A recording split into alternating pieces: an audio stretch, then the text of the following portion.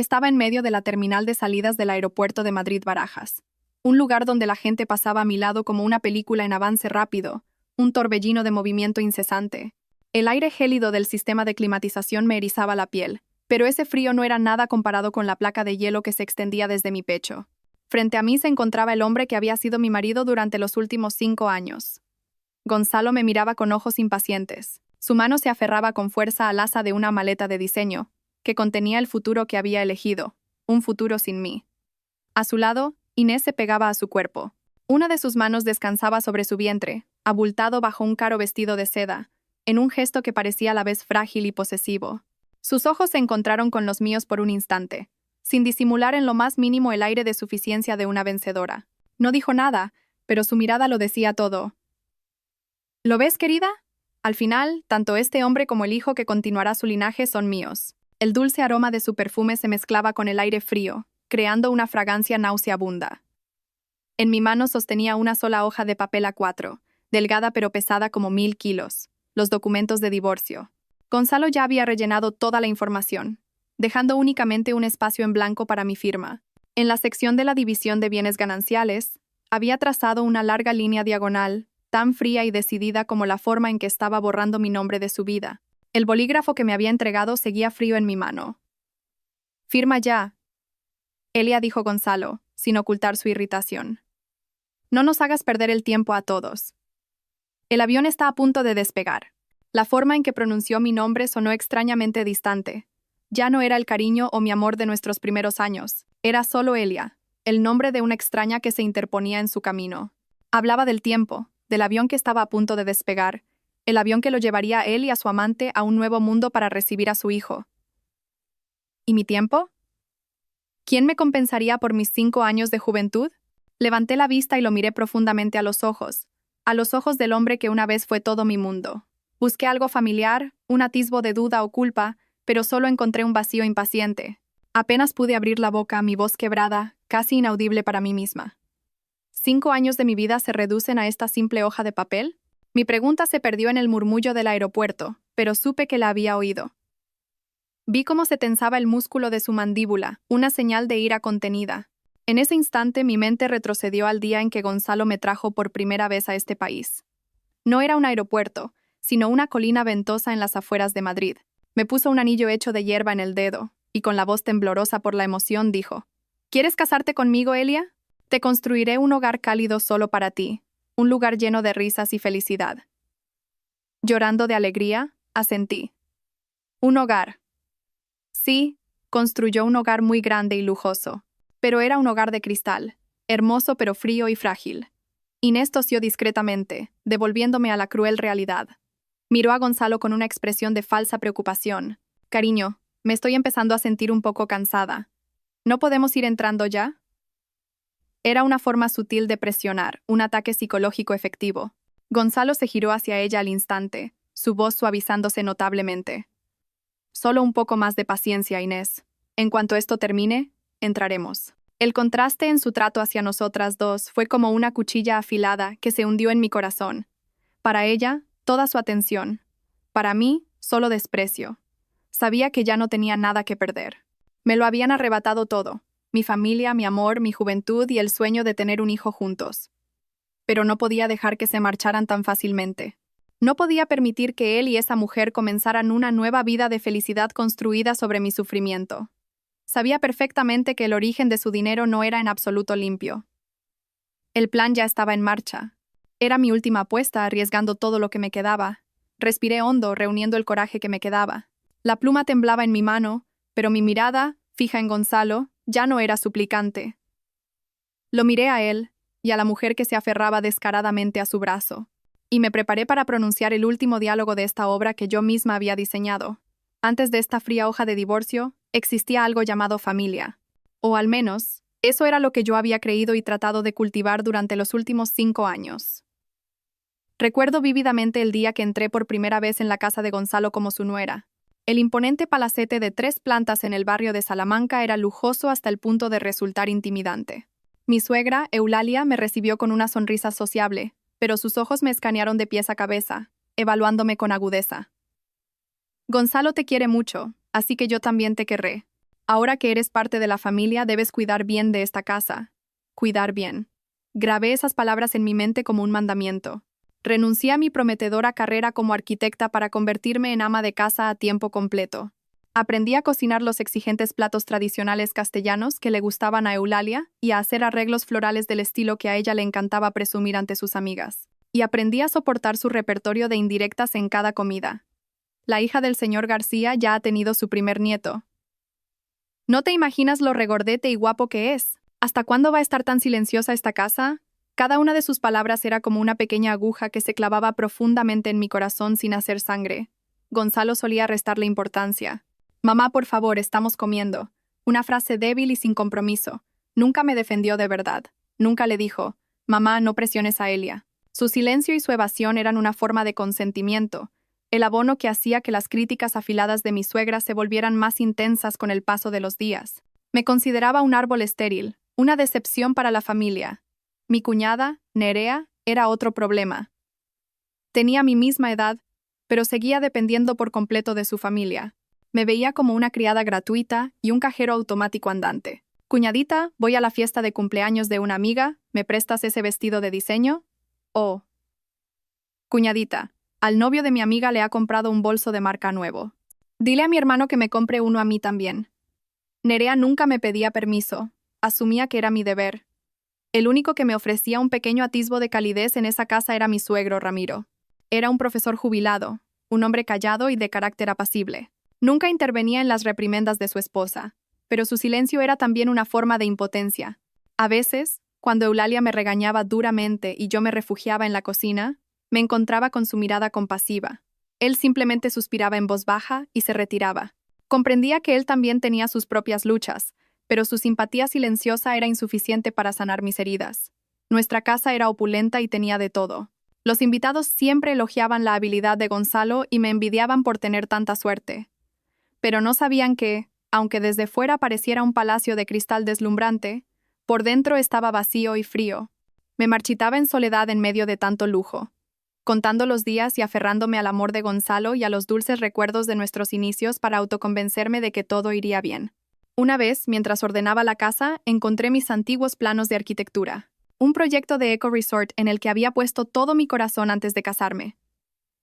Al ver las líneas libres que danzaban sobre el papel, de repente me di cuenta de que me había perdido a mí misma.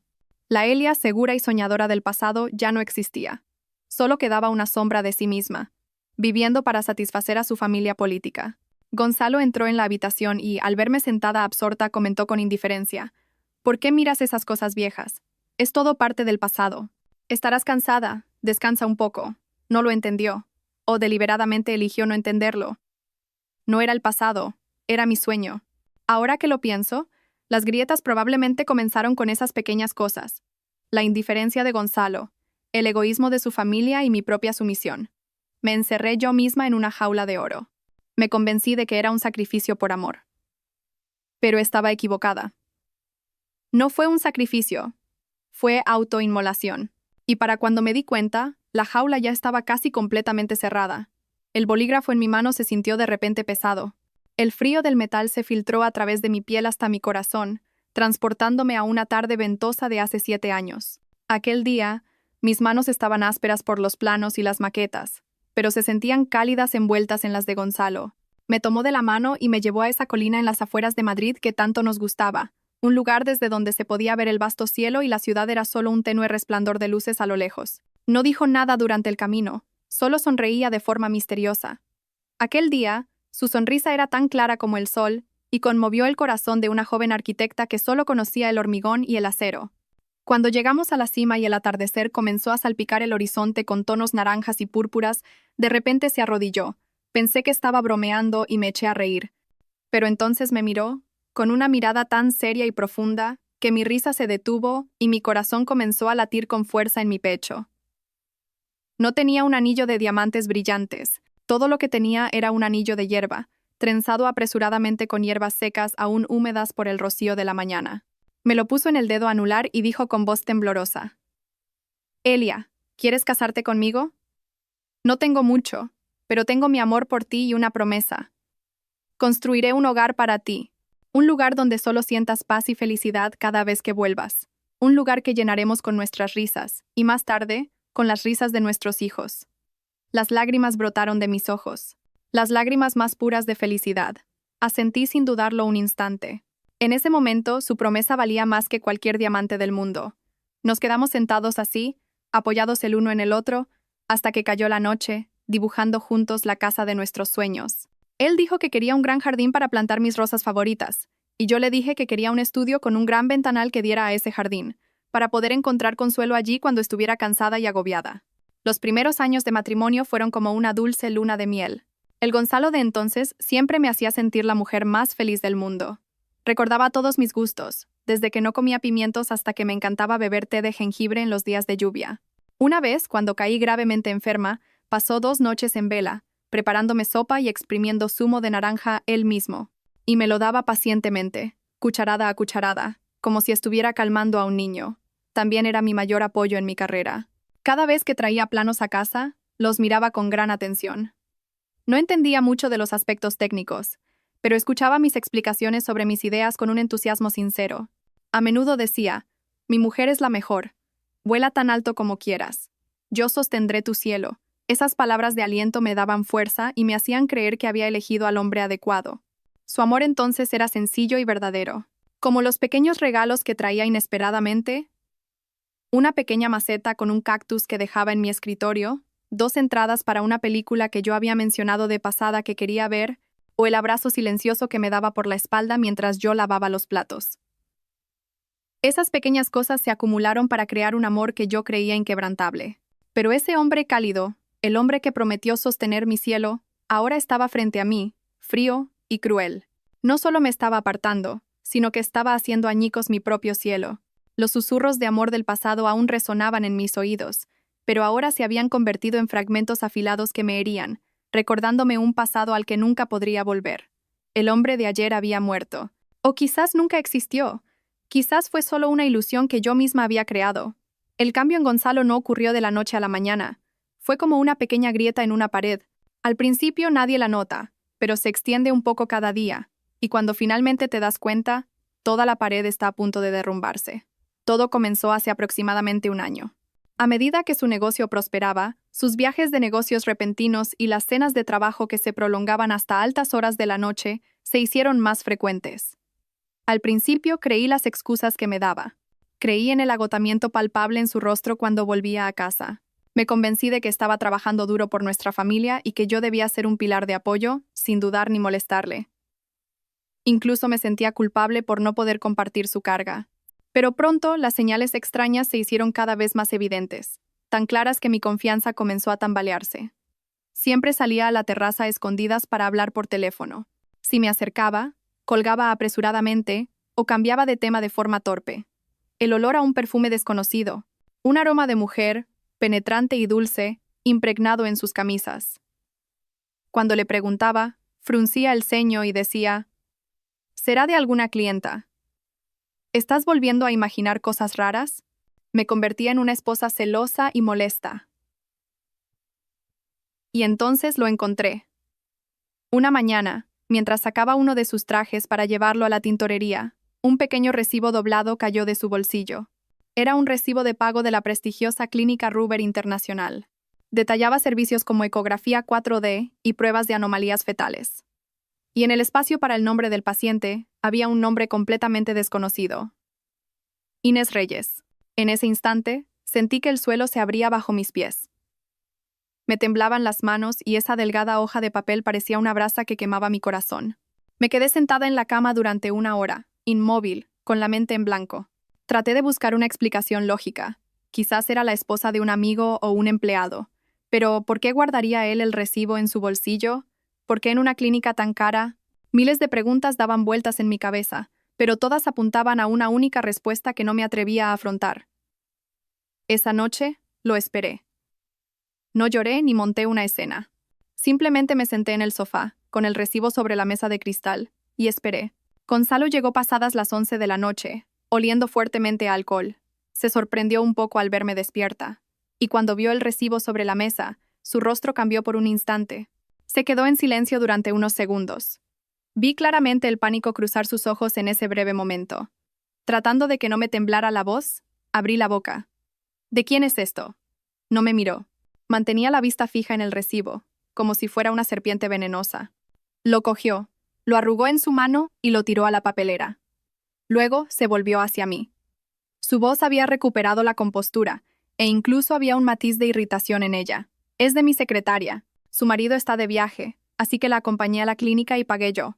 Estás volviendo a tener sospechas sin fundamento. Una mentira torpe. Una excusa imposible de creer. ¿Una simple secretaria haría que su jefe la llevara personalmente a una consulta en un lugar tan lujoso? Un sentimiento de desprecio creció dentro de mí. Lo miré directamente a los ojos. Mi voz se agudizó. ¿Me tomas por tonta? Gonzalo no respondió a mi pregunta. En su lugar, utilizó la ira para cubrir su mentira, alzando la voz. Te he dicho que no es nada. Últimamente estoy hasta arriba de estrés con el trabajo. ¿No puedes entenderlo? Llego a casa queriendo descansar tranquilo y tú siempre buscas problemas. ¿No puedes confiar un poco en tu marido? Hablaba de la confianza, la misma confianza que él estaba pisoteando. Esa noche, por primera vez en 5 años de matrimonio, dormimos dándonos la espalda. El amplio dormitorio se sentía sofocante.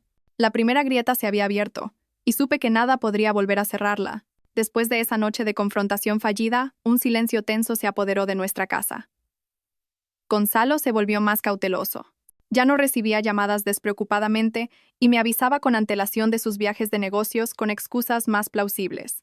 Intentaba desesperadamente remendar el muro de mentiras ya agrietado. Y yo ya no era la Elia de ayer. No le cuestionaba ni sentía celos. Simplemente observaba.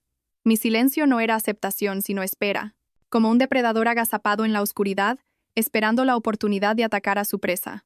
Empecé a prestar atención a los detalles más pequeños, su agenda, las citas en su tablet, los correos electrónicos de trabajo que dejaba abiertos descuidadamente en la pantalla.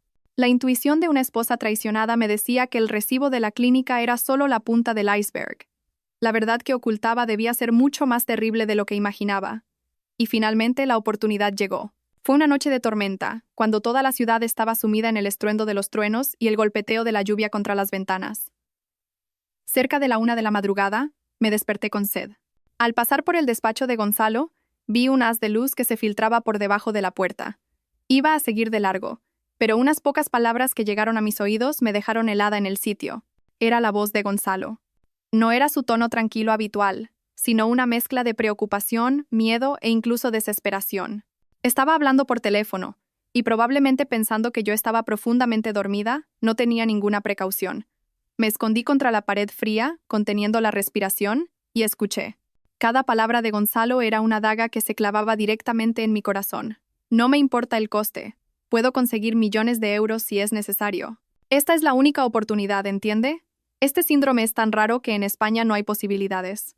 El médico dice que hay que operarlo nada más nacer. De lo contrario. Gonzalo no terminó la frase, pero ese silencio fue más terrible que cualquier palabra. Continuó, casi gritando. Por favor, consígame el vuelo más rápido posible. Tengo que llevarla a ella y al bebé allí. Yo me haré cargo de todos los trámites y costes. Mi cuerpo se quedó rígido. Un zumbido llenó mis oídos. Ya no oía el rugido de la lluvia afuera. Malformación congénita. Una operación justo después de nacer como única oportunidad. Así que eso era. Este viaje a Estados Unidos no era una escapada de lujo para recibir a su hijo oculto.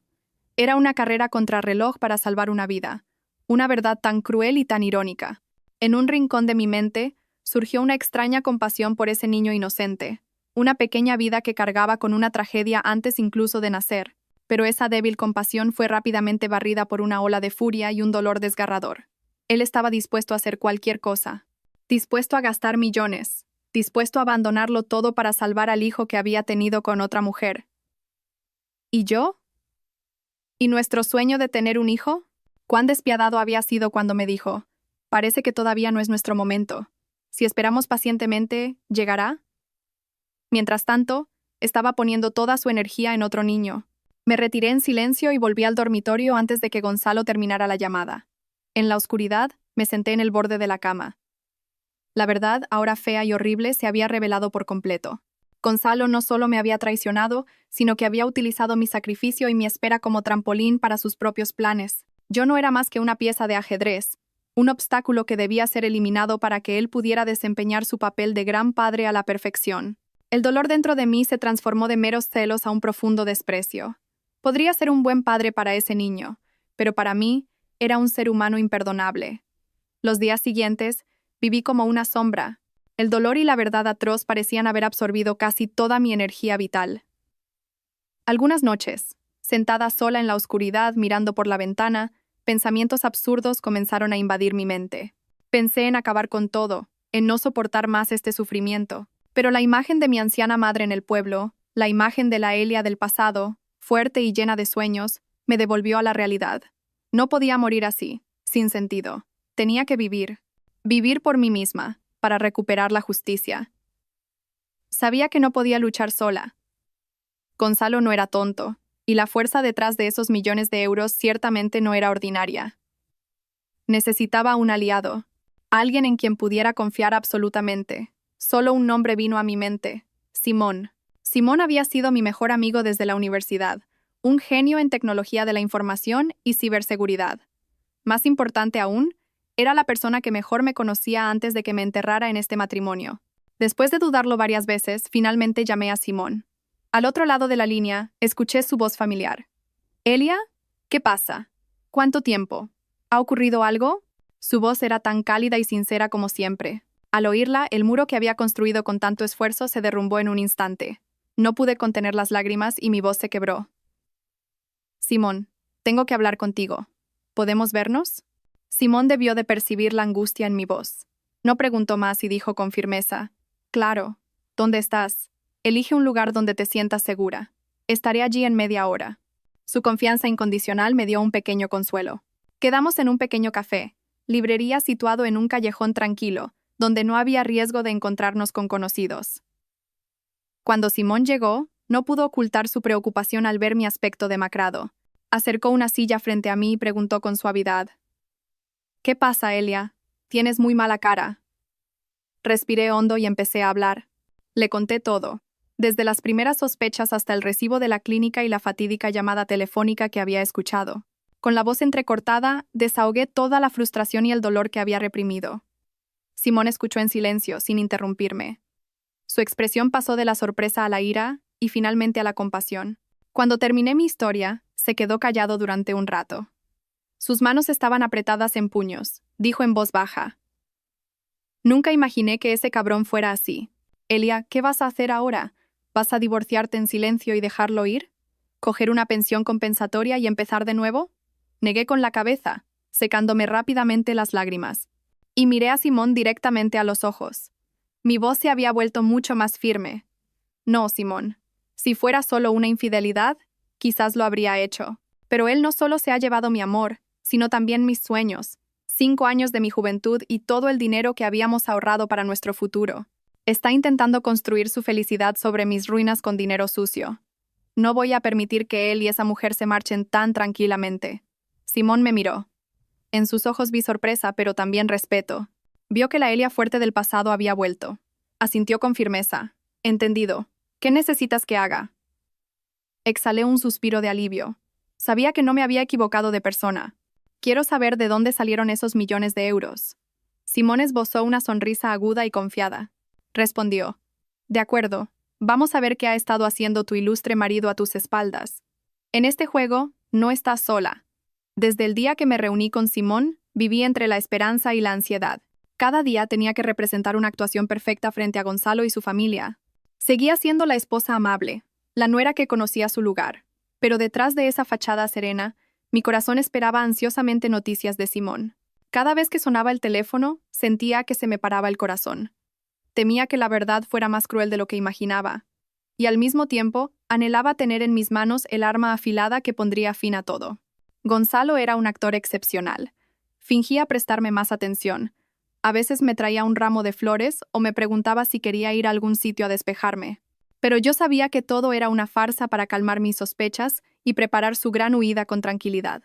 Acepté todo con una leve sonrisa, sin saber yo misma cuánto desprecio contenía esa sonrisa. Y entonces llegó el día fatídico. Una tarde, mientras regaba las orquídeas en la terraza, recibí un mensaje de Simón. No era largo.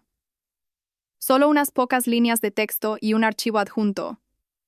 Pero fue suficiente para derrumbar todo mi mundo. Abrí el archivo. Era una copia de un extracto bancario. Mis ojos se quedaron fijos en los números y las letras que cruzaban la pantalla. El mensaje de Simón era claro. Elia, he rastreado vuestra cuenta de ahorros conjunta.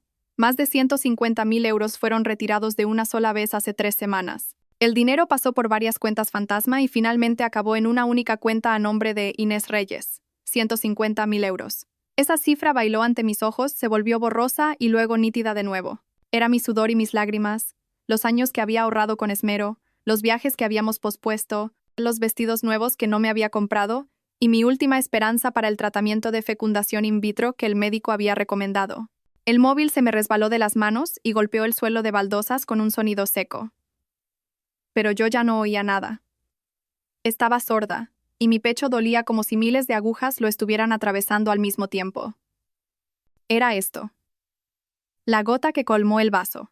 No solo me había sido infiel y había tenido un hijo con otra mujer. Me había arrebatado cruelmente mi sueño de ser madre. El único sueño sagrado al que me había aferrado durante tanto tiempo. Había utilizado mis esperanzas como trampolín para allanar el camino hacia su felicidad y la de su amante. No lloré. Parecía que ya no me quedaban lágrimas. Una sensación terriblemente fría se extendió por todo mi cuerpo, apagando todas las emociones. El dolor, la ira, los celos. Todo desapareció, y en su lugar solo quedaron un vacío hueco y una determinación de acero. Si Gonzalo no me había dejado una salida, yo tampoco tenía por qué tener piedad de él. Ya que él lo había destrozado todo, ahora me tocaba a mí encender la mecha que lo haría estallar todo. Me agaché y recogí el teléfono. La pantalla tenía una larga grieta, como mi matrimonio. Entré en mi habitación y me planté frente al espejo. La mujer en el espejo tenía los ojos inyectados en sangre, pero no había ni una sola lágrima.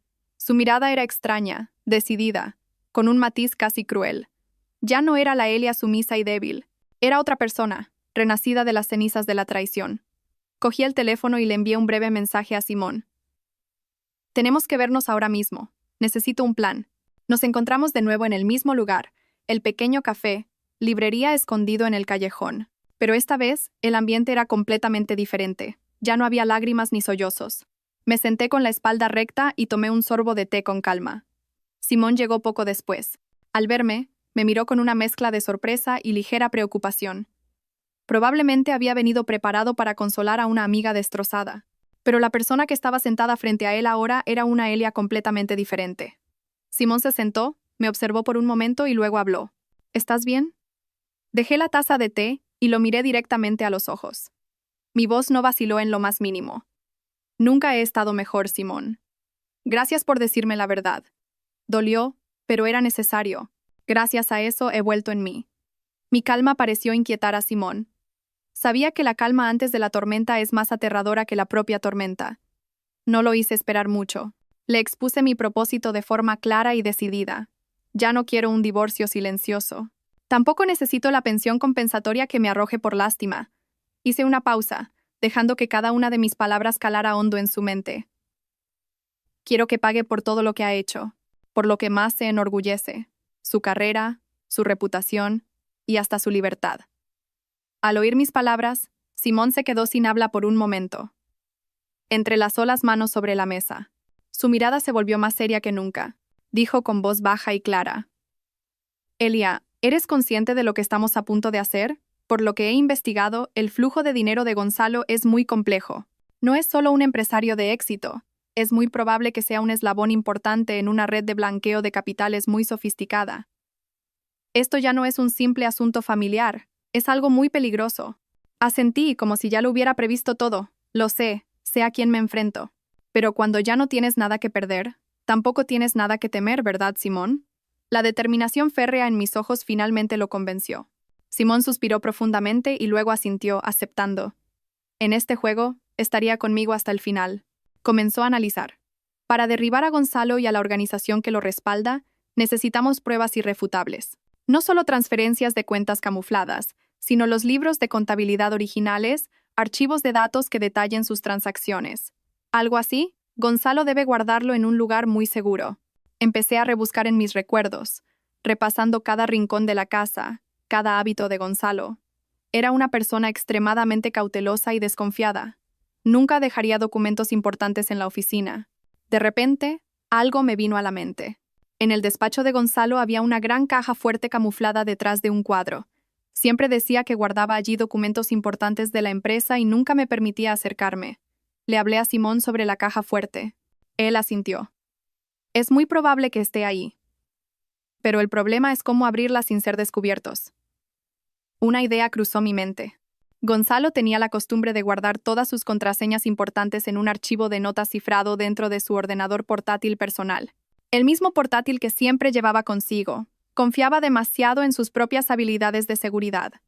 Esa confianza se convertiría ahora en su talón de Aquiles. Le conté mi idea a Simón. Él sonrió con complicidad. Con un objetivo concreto, las cosas son mucho más fáciles. Ahora tu trabajo es copiar los datos de ese portátil. ¿Podrás hacerlo? Apreté los puños. Mi mirada estaba llena de determinación. Lo haré. Cueste lo que cueste. Mi plan de venganza había comenzado oficialmente. Desde el día en que decidí contraatacar, empecé a aprender a llevar una máscara. Durante el día, seguía desempeñando el papel de la esposa perfecta, que se ocupaba tranquilamente de las tareas del hogar. Pero por la noche me convertía en otra persona. Una ladrona al acecho en mi propia casa. Mi objetivo era el portátil de Gonzalo, un objeto que consideraba su alter ego, la puerta a su mundo secreto. Sabía que no tenía mucho tiempo. La fecha de su vuelo se acercaba. Simón me había preparado una herramienta especial. Parecía una memoria USB normal, pero me explicó que era un clonador de datos de hardware. Podía extraer toda la información de un disco duro sin necesidad de contraseñas de inicio de sesión, siempre y cuando el ordenador estuviera en modo de suspensión. Simón me lo advirtió. Tienes exactamente 5 minutos, Elia. Conéctalo al puerto USB. Una luz roja parpadeará. Cuando cambie a verde habrá terminado. No lo saques mientras la luz roja esté parpadeando. Podrías perderlo todo y dejar rastro. La oportunidad se presentó un fin de semana por la noche. Después de cenar, Gonzalo recibió una llamada de trabajo aparentemente importante. Se metió en el baño para hablar con tranquilidad. El sonido del agua de la ducha, cayendo, se convirtió en la cortina de humo perfecta para mi acción. Mi corazón martillaba en mi pecho. Ahora o nunca. Solo tengo una oportunidad. Respiré hondo y entré sigilosamente en el despacho. El portátil de Gonzalo estaba sobre el escritorio. La pantalla estaba apagada, pero la luz de encendido indicaba que estaba en modo de suspensión. Con manos temblorosas, conecté el USB al ordenador. Un pequeño punto rojo se encendió y comenzó a parpadear rítmicamente. 5 minutos. Un instante que ahora se sentía como una eternidad. Me quedé quieta, conteniendo la respiración. Todos mis sentidos estaban tensos como un arco. Mis oídos, atentos al sonido del agua del baño. Mis ojos, fijos en la luz roja parpadeante. Con cada segundo que pasaba, mi pecho se oprimía. ¿Y si salía de repente? ¿Y si el dispositivo fallaba? Pasaron 4 minutos. El sonido del agua en el baño seguía siendo regular. Un sudor frío me recorría la espalda. La luz roja parpadeaba persistentemente, como si pusiera a prueba mi paciencia. El pánico comenzó a invadirme. Quería arrancarlo y rendirme. Pero en ese momento, recordé la imagen de Gonzalo e Inés en el aeropuerto, los papeles del divorcio, la cuenta de ahorros vacía. Eso me dio fuerzas. Apreté los puños y me obligué a recuperar la calma. Y finalmente, llegó el momento que esperaba. La luz roja dejó de parpadear y se convirtió en un suave resplandor verde. Éxito. Rápidamente, saqué el USB y lo guardé en lo más profundo del bolsillo de mi ropa. Justo en ese momento, el sonido del agua en el baño cesó de repente. Sentí que el corazón se me salía del pecho. Salí corriendo del despacho y volví al dormitorio, apenas unos segundos antes de que Gonzalo saliera. Salió con un albornoz y el pelo mojado. Me miró y preguntó, ¿por qué estás tan pálida? Intenté sonreír de la forma más natural posible. Supongo que estoy un poco cansada. Tú sigue con tu trabajo. Yo me voy a dormir ya. Al día siguiente, me reuní con Simón. Cuando conectó el USB a su ordenador, en pocos minutos su expresión se volvió extremadamente seria. Dios mío, Elia dijo. Esto es mucho más grave de lo que pensábamos. Libros de contabilidad. Contratos fantasma. La lista de cuentas utilizadas para el blanqueo de dinero. Todo está aquí. Tu marido es un tipo muy audaz. Simón descifró las contraseñas y encontró todas las claves, incluida la de la caja fuerte. El plan estaba a medio camino. Ahora era el momento de preparar el arma definitiva. Simón me entregó una batería externa negra. Tenía un diseño elegante que sabía que le gustaría a Gonzalo. He transferido todos los datos a un disco duro ultracompacto que hay dentro, explicó. También he incluido un microchip con un compuesto químico especial. Es inofensivo para los humanos, pero activará sin falta los últimos escáneres de seguridad del aeropuerto. Este será tu último regalo para él. Tomé la batería externa. Sentí su peso en mi mano. No era un regalo. Era una bomba de relojería dirigida a la vida de Gonzalo. 2 días después, Gonzalo volvió a casa antes de lo habitual. Ya no había rastro de nerviosismo ni de secretismo en él. Al contrario, estaba inquietantemente tranquilo. Se sentó en el sofá de enfrente, donde yo fingía leer una revista. Carraspeó para llamar mi atención y luego habló. Su voz era suave, pero cada palabra era una cuchilla. Elia, tengo que hablar contigo. Cerré lentamente la revista y lo miré. Estaba lista para mi última actuación. Ha surgido un gran proyecto para la empresa en Estados Unidos, continuó. Tendré que irme por una larga temporada. Probablemente me llevará unos años estabilizar la filial de allí. Una mentira meticulosamente preparada. Me miró, esperando mi reacción. Permanecí en silencio para que pudiera continuar con su farsa. Al no ver ninguna reacción por mi parte, sacó 2 juegos de documentos de su maletín y los puso sobre la mesa. Un juego era el mismo documento de divorcio que había visto en mis pesadillas. El otro eran 2 billetes de avión en clase business para él e Inés. Gonzalo empujó los documentos de divorcio hacia mí junto con una cara pluma estilográfica. Su voz perdió la suavidad inicial y se volvió autoritaria. Creo que ha llegado el momento de que nos dejemos ir. Tú y yo ya no podemos seguir el mismo camino. Firma aquí, ahora mismo. Cada palabra que pronunciaba negaba por completo nuestros 5 años de matrimonio, como si solo hubiera sido un error. Comencé mi actuación. Dejé que mis ojos se llenaran de lágrimas y que mi voz temblara de dolor. ¿Dejarnos ir? Después de todo lo que he sacrificado por esta familia, ¿pretendes terminarlo todo con un simple dejarnos ir? Gonzalo parecía haber anticipado esta reacción. Suspiró y se reclinó en la silla, con expresión de cansancio. Elia, no compliques más las cosas. Sé que te he hecho daño, pero los sentimientos no se pueden forzar. Inés, ella me necesita, y el bebé también me necesita. Tengo una responsabilidad. ¿Responsabilidad? Hablaba de responsabilidad hacia su amante y su hijo ilegítimo después de haber pisoteado su responsabilidad como esposo. Sonreí amargamente. Las lágrimas comenzaron a rodar. En una situación así, las lágrimas son la mejor arma de una mujer, y yo la estaba utilizando a fondo. ¿Y qué hay de mí? Sollocé.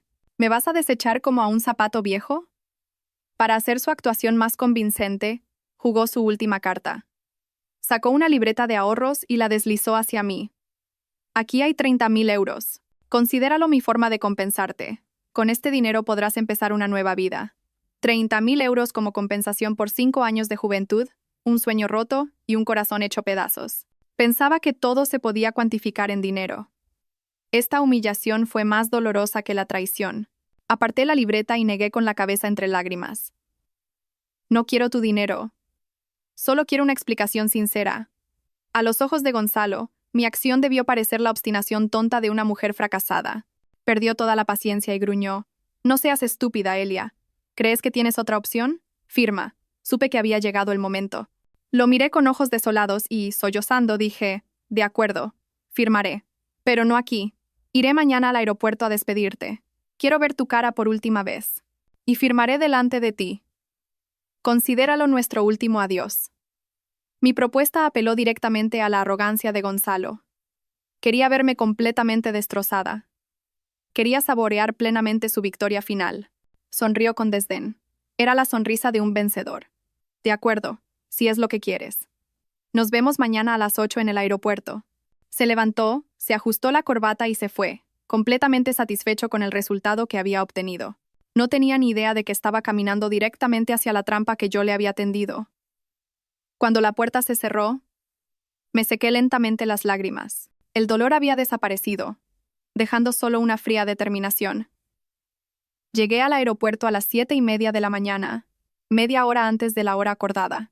Elegí a propósito un vestido de un gris pálido y sin vida, y no me maquillé para que las ojeras bajo mis ojos fueran visibles. Quería parecer una mujer completamente agotada, la víctima patética de la tragedia que yo misma estaba dirigiendo. A lo lejos, vi a Gonzalo e Inés. Destacaban entre la multitud. Gonzalo con su traje de marca, Inés con un elegante vestido premamá. Parecían una pareja de éxito y feliz, preparándose para un futuro prometedor. Respiré hondo y, con la expresión más desolada posible, caminé lentamente hacia ellos. Al verme, la impaciencia se reflejó en el rostro de Gonzalo. No perdió ni un segundo. ¿Has venido? Aquí están el bolígrafo y los papeles. Firma rápido y acabemos con esto. No montes un espectáculo. La forma en que dijo un espectáculo fue otra puñalada en mi corazón, como si yo fuera una extraña en mi propia tragedia. No miré los papeles y levanté la vista hacia Gonzalo. Mi voz temblaba, al borde del llanto. Gonzalo, por favor, ¿puedes pensártelo una vez más? Te lo pido por última vez. Por nuestros años juntos. Antes de que pudiera terminar la frase, mi hipocresía pareció desatar la furia de un hombre presionado por el tiempo. Gonzalo gritó, sin ocultar ya su crueldad. «Basta ya. Deja de actuar». Y un sonido seco y brutal resonó en el aire. Una de mis mejillas ardió. La bofetada de Gonzalo fue tan fuerte que me tambaleé y caí al suelo frío. Todo a mi alrededor pareció detenerse. Algunos curiosos se pararon y se oyeron murmullos. Me dolía. La mejilla me ardía, pero ese dolor físico no era nada comparado con la euforia silenciosa que florecía en mi interior. El primer paso crucial del plan había sido un éxito. Bajo las miradas curiosas y compasivas, levanté ligeramente la cabeza, y al otro lado vi a una joven con el móvil en la mano. La lente apuntaba directamente hacia mí. El pequeño punto rojo en su pantalla indicaba que todo estaba siendo grabado. Nuestras miradas se cruzaron por un instante. Una silenciosa complicidad femenina. Como si estuviera planeado, me hizo un leve gesto de asentimiento. Gonzalo, momentáneamente desconcertado por su propia acción, me agarró del brazo para levantarme. Su voz era un susurro amenazante. «Levántate ahora mismo. ¿Vas a montar un escándalo aquí?» Inés, a su lado, también parecía nerviosa y no paraba de decir, «Cariño, la gente está mirando». A Gonzalo no le importó y volvió a poner el bolígrafo y los papeles en mi mano. Firma. Esta vez ya no estaba actuando. Lágrimas reales comenzaron a rodar por mis mejillas. Lágrimas de humillación, pero también de alivio por la carga que pronto iba a soltar. Sollocé y asentí. Y mi mirada se dirigió a su carrito de equipaje cercano. Señalé una maleta vieja y desgastada, que contrastaba notablemente con las otras maletas de diseño relucientes. Con voz entrecortada dije, «Firmaré. Solo te pido una última cosa. Déjame quedarme con esa maleta vieja. Es el único recuerdo que nos queda. Es la que usamos en nuestra luna de miel». En esta situación, mi petición sonaba increíblemente patética y lastimera. Como el último ruego de una esposa abandonada que se aferra a una reliquia sin valor, Gonzalo me miró a mí y a la maleta vieja. Sus ojos estaban llenos de desprecio e impaciencia. Solo quería terminar esta escena sórdida lo antes posible.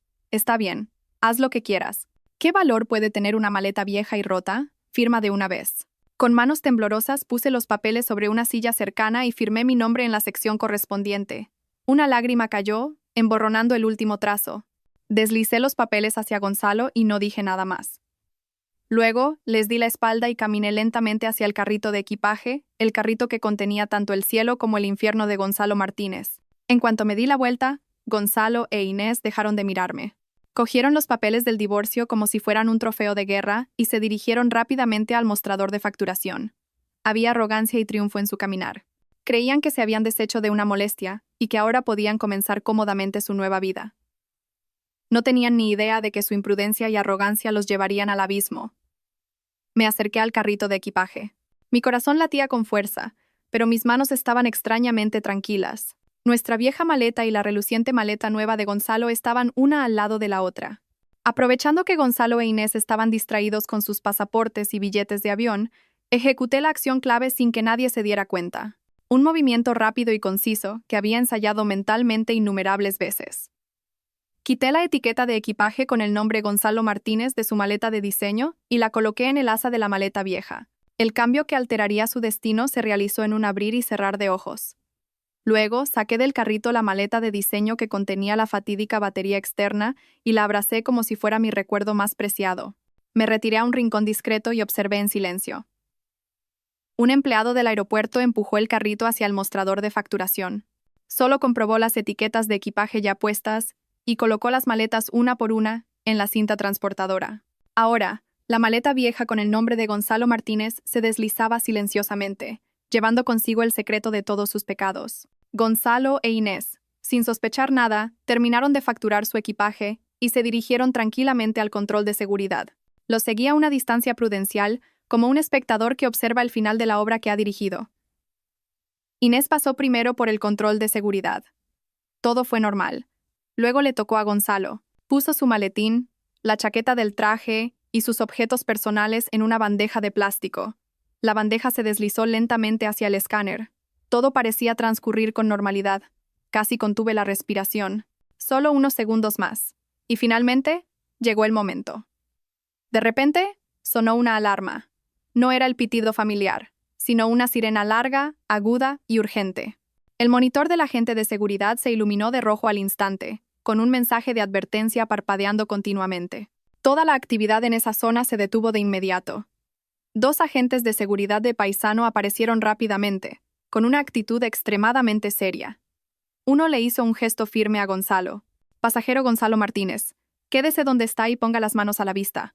El otro, con guantes especiales, sacó con cuidado la bandeja de Gonzalo de la cinta transportadora y la aisló en una zona aparte. Gonzalo estaba atónito. Su expresión pasó de la sorpresa a la ira. Alzó la voz. ¿Qué está pasando? Debe de haber un error. Pero al agente de seguridad no le importaron sus palabras. El jefe del equipo ordenó por radio con voz firme. Objeto sospechoso con contenido químico no identificado en equipaje de mano. Solicito apoyo del equipo de materiales peligrosos. Gonzalo se quedó completamente helado, e Inés, a su lado, se puso pálida como un fantasma. Cariño, ¿qué pasa? Tartamudeó. Gonzalo no pudo responder. Solo miraba fijamente a los agentes que rodeaban su maletín. El jefe del equipo abrió con cuidado la bolsa y lo primero que sacó fue la batería externa negra. La levantó, mirándola con sospecha, como si no fuera un accesorio tecnológico, sino una bomba a punto de estallar. La puerta de la sala de seguridad especial se cerró herméticamente, aislando a Gonzalo Martínez del mundo exterior y de su última pizca de libertad. El aire en el interior era frío y denso por la tensión. Gonzalo, recuperado del shock inicial, intentó recuperar su confianza habitual. Se cruzó de brazos, mirando al equipo de seguridad con aire desafiante y un tono todavía arrogante. ¿Tanto alboroto por una simple batería externa? ¿Saben quién soy? Se van a arrepentir de esto.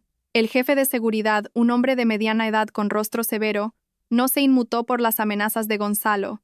Hizo una señal a un técnico, quien colocó la batería en un equipo de escaneo especial. En segundos, complejas cifras aparecieron en la pantalla del ordenador. El técnico informó con voz clara. Jefe, no es un explosivo, pero contiene un dispositivo de almacenamiento electrónico ilegal. Utiliza un estándar de cifrado de nivel militar, imposible de acceder por métodos convencionales. Al oír cifrado de nivel militar, el rostro de Gonzalo palideció ligeramente, pero aún intentaba mantener la compostura. El jefe se acercó, apoyó las manos en la mesa y miró a Gonzalo directamente a los ojos. Señor Martínez, según la Ley de Seguridad Aérea, tenemos plena autoridad para inspeccionar cualquier objeto que pueda suponer una amenaza para la seguridad del vuelo. Proporciónenos la contraseña para desbloquear este dispositivo inmediatamente. Gonzalo se burló. Este es un objeto personal que contiene secretos de mi negocio. No tienen derecho. El jefe no discutió. Respondió fríamente, si no coopera nos veremos obligados a tomar medidas técnicas de fuerza. En ese caso, no solo se le acusará de poner en peligro la seguridad, sino también de obstrucción a la autoridad. Usted elige. La actitud firme del equipo de seguridad hizo que Gonzalo se diera cuenta de que la situación era más grave de lo que pensaba. Empezó a sudar frío, pero aún así se mantuvo obstinado y dio una serie de números falsos. El técnico introdujo la contraseña y negó con la cabeza. Incorrecta. La contraseña no coincide. El jefe perdió la paciencia. Hizo una señal y el técnico sacó otro dispositivo y lo conectó directamente a la batería. En ese preciso momento, el plan de Simón entraría en acción. El USB que yo había usado no solo había copiado los datos, sino que también había dejado una puerta trasera digital. Simón, previendo esta situación, me había dado un código de desbloqueo especial para proporcionárselo a las autoridades cuando fuera necesario. Y yo ya lo había enviado a través de un mensaje anónimo. Unos minutos después, la gran pantalla de la sala se encendió de repente. Todo el cifrado se había roto. Pero lo que apareció no eran simples secretos comerciales. Eran innumerables archivos de Excel con nombres en clave, diagramas de flujo de dinero que se entrelazaban como una telaraña, extractos de transferencias a empresas fantasma en el extranjero, contratos inmobiliarios con precios anormalmente inflados. Todo era claro y detallado. Hasta el último euro, hasta la última fecha. Era el mapa perfecto de una enorme red de blanqueo de capitales. En ese momento, No quedaba ni una gota de sangre en el rostro de Gonzalo Martínez. Su arrogancia se había desvanecido como una pompa de jabón, y en su lugar se había instalado un terror absoluto. Dio un paso atrás, sus piernas flaquearon, y tartamudeó, sin poder terminar la frase. No, no puede ser. ¿Cómo? Miraba la pantalla fijamente, como si no pudiera creer lo que veía. El imperio que tanto le había costado construir, el futuro brillante que él e Inés habían planeado, todo estaba expuesto en su forma más fea y cruda. La puerta se abrió de nuevo. Pero esta vez, no eran agentes de seguridad del aeropuerto. Eran policías de paisano. Con rostros solemnes, llevaban en sus manos una orden de detención. Un oficial se acercó a Gonzalo y dijo con voz firme que resonó en la sala: «Gonzalo Martínez, somos de la Unidad de Delincuencia Económica y Fiscal. Queda detenido por presunto blanqueo de capitales y actividades económicas ilegales organizadas. Le rogamos que coopere». Unas frías esposas sonaron con un clic, cerrándose firmemente sobre las dos manos que una vez me habían abrazado, que me habían abofeteado y que habían firmado innumerables contratos ilegales. El sueño americano de Gonzalo Martínez terminó allí mismo, en el aeropuerto, dentro de esa pequeña y sofocante habitación. Desde un rincón apartado fuera de la terminal de salidas, a través de una estrecha rendija de la puerta, lo vi todo. Una sonrisa amarga pero satisfecha se dibujó en mis labios. Me di la vuelta en silencio y me mezclé con la multitud bulliciosa, dejando atrás el colapso de un imperio. Cuando Gonzalo salió de la sala de seguridad, escoltado por 2 policías, se produjo un pequeño revuelo. Algunos curiosos lo reconocieron como un famoso empresario y rápidamente sacaron sus teléfonos para hacer fotos y grabar videos. Los murmullos crecieron. En el centro de esa atención, Inés estaba de pie, como si estuviera clavada en el suelo. Su rostro estaba pálido, sin rastro de sangre. Miraba a su amante esposado con una expresión de horror e incredulidad. Desde lejos observé cómo reaccionaría. ¿Gritaría? ¿Correría a suplicar? ¿O se desmayaría por el shock? Pero Inés hizo algo que no esperaba, algo que demostraba que no era una simple amante dependiente de un hombre. Tras unos segundos de desconcierto, su mirada de pánico se agudizó de repente. Miró a su alrededor rápidamente, como evaluando la situación. Y justo cuando Gonzalo pasaba a su lado, arrastrado por la policía, Inés lanzó un grito lastimero. Se agarró el vientre y se desplomó en el suelo como si le fallaran las fuerzas. «¡Ah, mi vientre! ¡Mi vientre! Ayuda, por favor! ¡Mi bebé!». Su actuación fue impecable. El grito de dolor, el rostro pálido de terror y su vientre prominentemente abultado captaron inmediatamente la atención de todos los presentes. El foco del caos cambió. Ya no era el delincuente económico Gonzalo Martínez, sino la pobre mujer embarazada en riesgo de parto prematuro. El personal médico del aeropuerto apareció al instante con una silla de ruedas. La gente se arremolinó a su alrededor. Algunos preguntaban por su estado, otros intentaban ayudar. La atención del equipo de seguridad también se desvió. Y en ese momento de caos deliberado, vi la acción extremadamente rápida y sutil de Inés. Mientras una empleada la ayudaba a sentarse en la silla de ruedas, su brazo se movió ligeramente hacia atrás, y un objeto muy pequeño y brillante salió volando de su mano y aterrizó en una maceta cercana. El gesto fue tan sigiloso que casi nadie se dio cuenta, excepto yo, la única persona que la observaba con total atención. Sentí que el corazón se me paraba. Debía ser una tarjeta SIM o una tarjeta de memoria, una prueba crucial que necesitaba destruir de inmediato. Su desmayo no había sido un acto de desesperación, sino una actuación calculada para crear la oportunidad de deshacerse de las pruebas. Fue entonces cuando me di cuenta de que Inés no era una figura dependiente. Era una cómplice, una zorra tan astuta como Gonzalo, o incluso más en situaciones de crisis.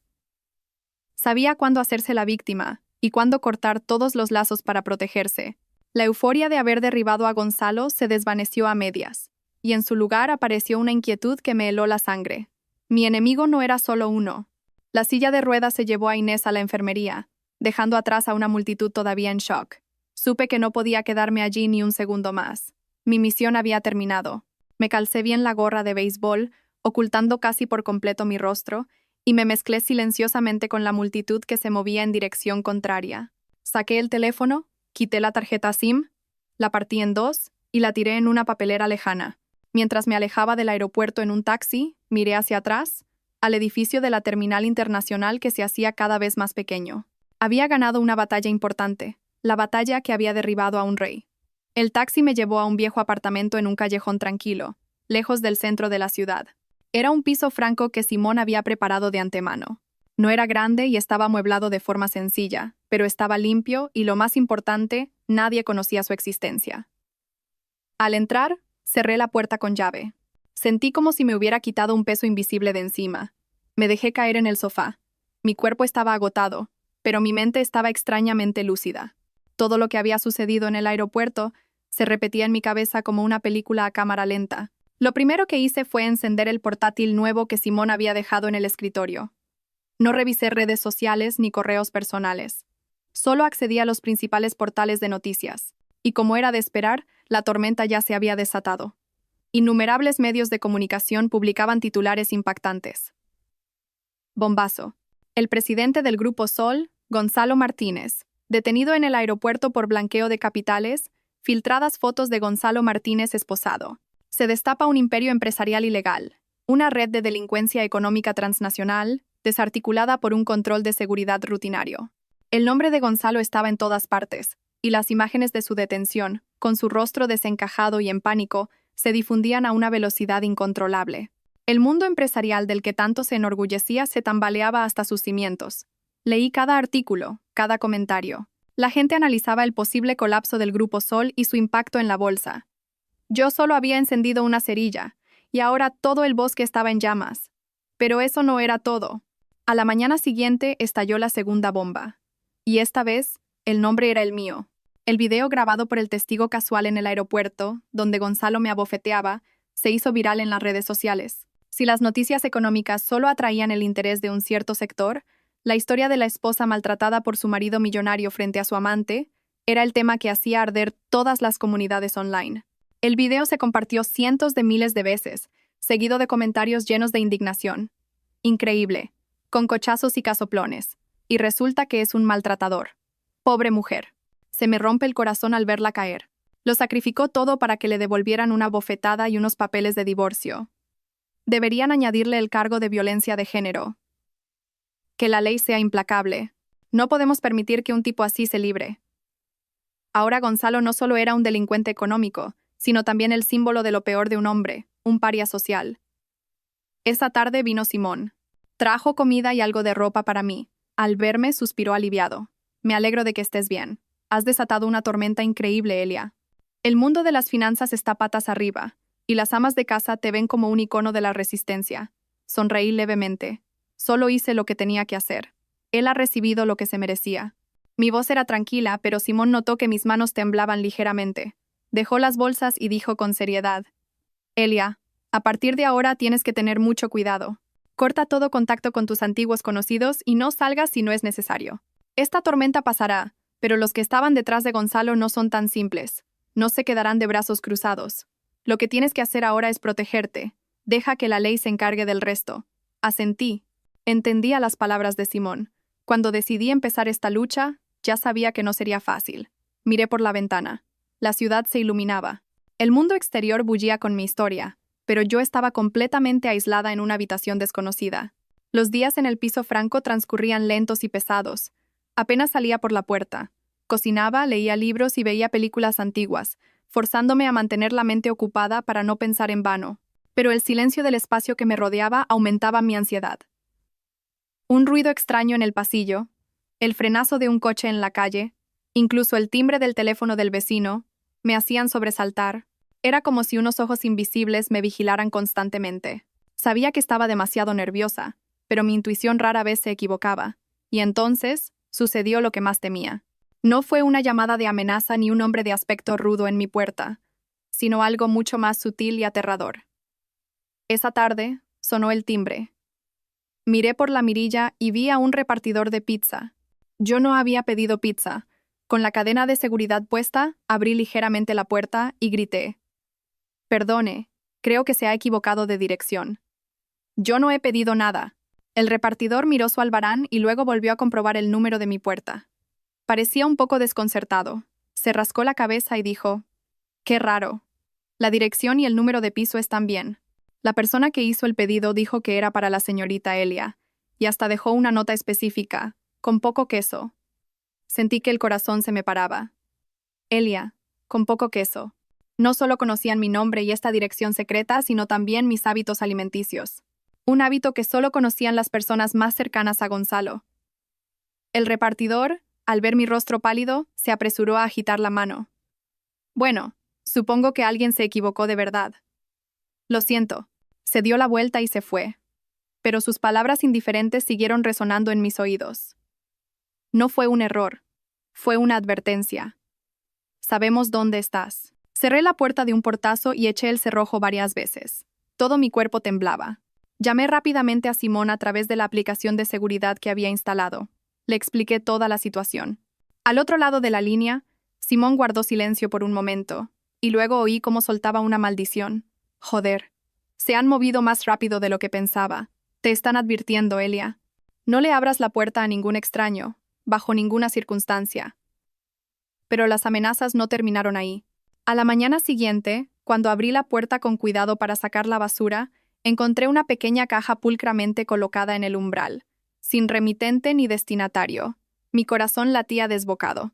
Con unas pinzas traje la caja adentro, como si fuera una bomba. La puse en el fregadero y la abrí con un cuchillo desde lejos. Dentro no había nada peligroso ni aterrador. Solo una rosa roja que empezaba a marchitarse. Una rosa marchita. Mis recuerdos volaron de repente al pasado. Antes, en cada aniversario, Gonzalo me regalaba un ramo de rosas rojas frescas. Esto era claramente otro mensaje, un mensaje más personal y mordaz. No solo sabemos dónde estás, sino que también conocemos tu pasado, y podemos hacer que tus recuerdos más hermosos se marchiten como esta flor. El verdadero terror comenzó a apoderarse de mí. Le hice una foto a la rosa y se la envié a Simón. Esta vez, él tampoco pudo mantener la calma. Me dijo de inmediato: Elia, la situación se ha vuelto grave. Las pruebas que entregaste a la policía fueron suficientes para atrapar a Gonzalo, pero puede que no sean suficientes para desmantelar toda la organización. ¿Creen que todavía tienes algo más? Y están tanteando tu reacción. Me dejé caer al suelo, mirando fijamente la rosa marchita. La satisfacción de la venganza había desaparecido por completo. Ahora solo sentía el peso del peligro sobre mis hombros. Esta lucha ya no era solo para recuperar mi propia justicia. Se había convertido en una lucha por la supervivencia. Y mis enemigos eran invisibles, crueles, y me conocían demasiado bien. Durante varios días, viví en un estado de terror extremo. La rosa marchita me atormentaba incluso en sueños, como una maldición. No me atrevía a salir ni a hacer nada que pudiera llamarla la atención. Me di cuenta de que huir y esconderme con miedo era exactamente lo que ellos querían. Querían convertirme en una presa aterrorizada, que se encerrara por sí misma en una jaula invisible, incapaz de hacer nada. Querían que viviera el resto de mi vida en ansiedad y nerviosismo, pero no podía permitir que lograran su objetivo. Tras una noche en vela, mientras veía los primeros rayos de sol filtrarse por la ventana, una decisión audaz se formó en mi mente. No huiría más. La única forma de superar el miedo es enfrentándolo. La única forma de que dejen de verme como una presa fácil es demostrarles que no soy débil en absoluto. Tenía que reconstruir mi vida sobre las cenizas que Gonzalo había dejado. Contacté a Simón. Esta vez, no le hablé de mi miedo, sino de mi plan. Simón, no puedo seguir viviendo así. Tengo que empezar de nuevo. Necesito una abogada competente. Alguien que me ayude en la batalla legal que se avecina. No solo por el divorcio, sino por la división de bienes y para proteger mis derechos legítimos. Simón, como si hubiera estado esperando estas palabras, respondió de inmediato. Conozco a alguien. La abogada Beatriz Vargas. Es especialista en casos económicos y civiles complejos. Es muy capaz y tiene mucho carácter. Te concertaré una cita. La reunión con la abogada Beatriz Vargas tuvo lugar en un despacho de abogados pequeño pero profesional. Lasra. Vargas era una mujer de unos 40 años, con una mirada aguda y una actitud segura. Después de escuchar toda mi historia, no mostró compasión, sino que simplemente asintió con comprensión. Con una voz clara y enérgica, dijo: «Señorita Elia, he entendido la situación. Lo primero que debemos hacer es presentar una demanda de divorcio formal ante el tribunal. Con las pruebas de vídeo y los hechos de infidelidad y agresión de su marido, tenemos base suficiente para argumentar que el acuerdo de divorcio firmado en el aeropuerto fue bajo coacción y, por lo tanto, es nulo». Lastra. Vargas continuó exponiendo su estrategia. Al mismo tiempo, solicitaremos al tribunal que congele todos los bienes en común del matrimonio para evitar que la familia de su marido los oculte. El caso penal del señor Martínez será una gran ventaja en nuestro litigio civil. No se preocupe. La justicia puede ser lenta, pero siempre llega.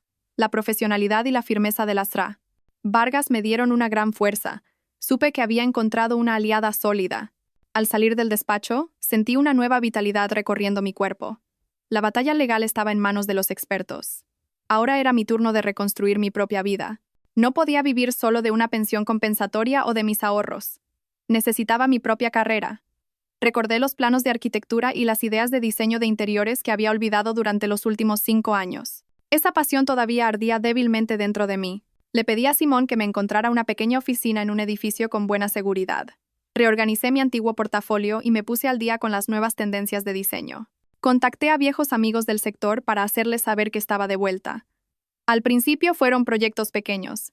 Asesoramiento para el diseño de un café o la remodelación de un apartamento. Pero para mí, fueron los primeros ladrillos.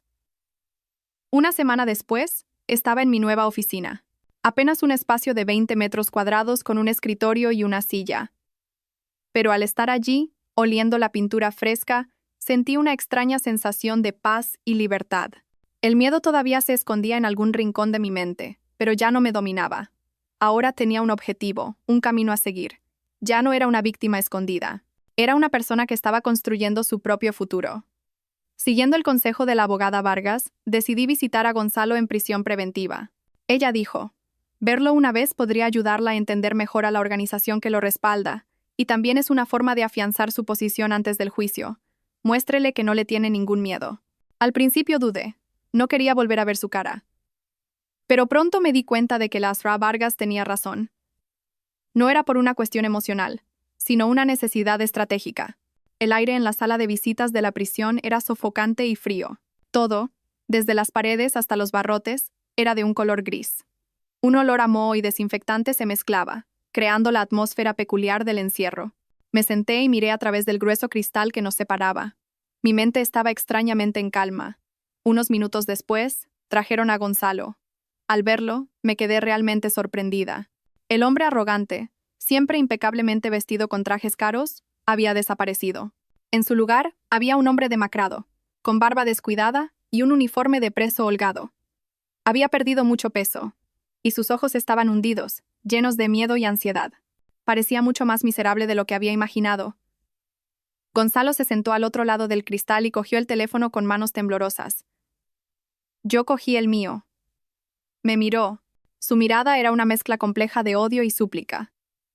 Fue el primero en hablar. Su voz era ronca. ¿Qué haces aquí? ¿Has venido a ver lo miserable que soy? Respondí con calma, con una voz desprovista de emoción. He venido a ver en qué se ha convertido el hombre que una vez fue mi marido, el hombre que me llevó a un callejón sin salida. Mis palabras parecieron tocar su miedo. La fachada de fortaleza que Gonzalo intentaba mantener se desmoronó. Acercó su cara al cristal y dijo con voz de pánico, Elia, por favor, dile a la policía que no tienes más pruebas. Diles que no sabes nada. Por favor, sálvame. Comenzó a llorar. Lágrimas de miedo e impotencia. Ellos no me dejarán en paz.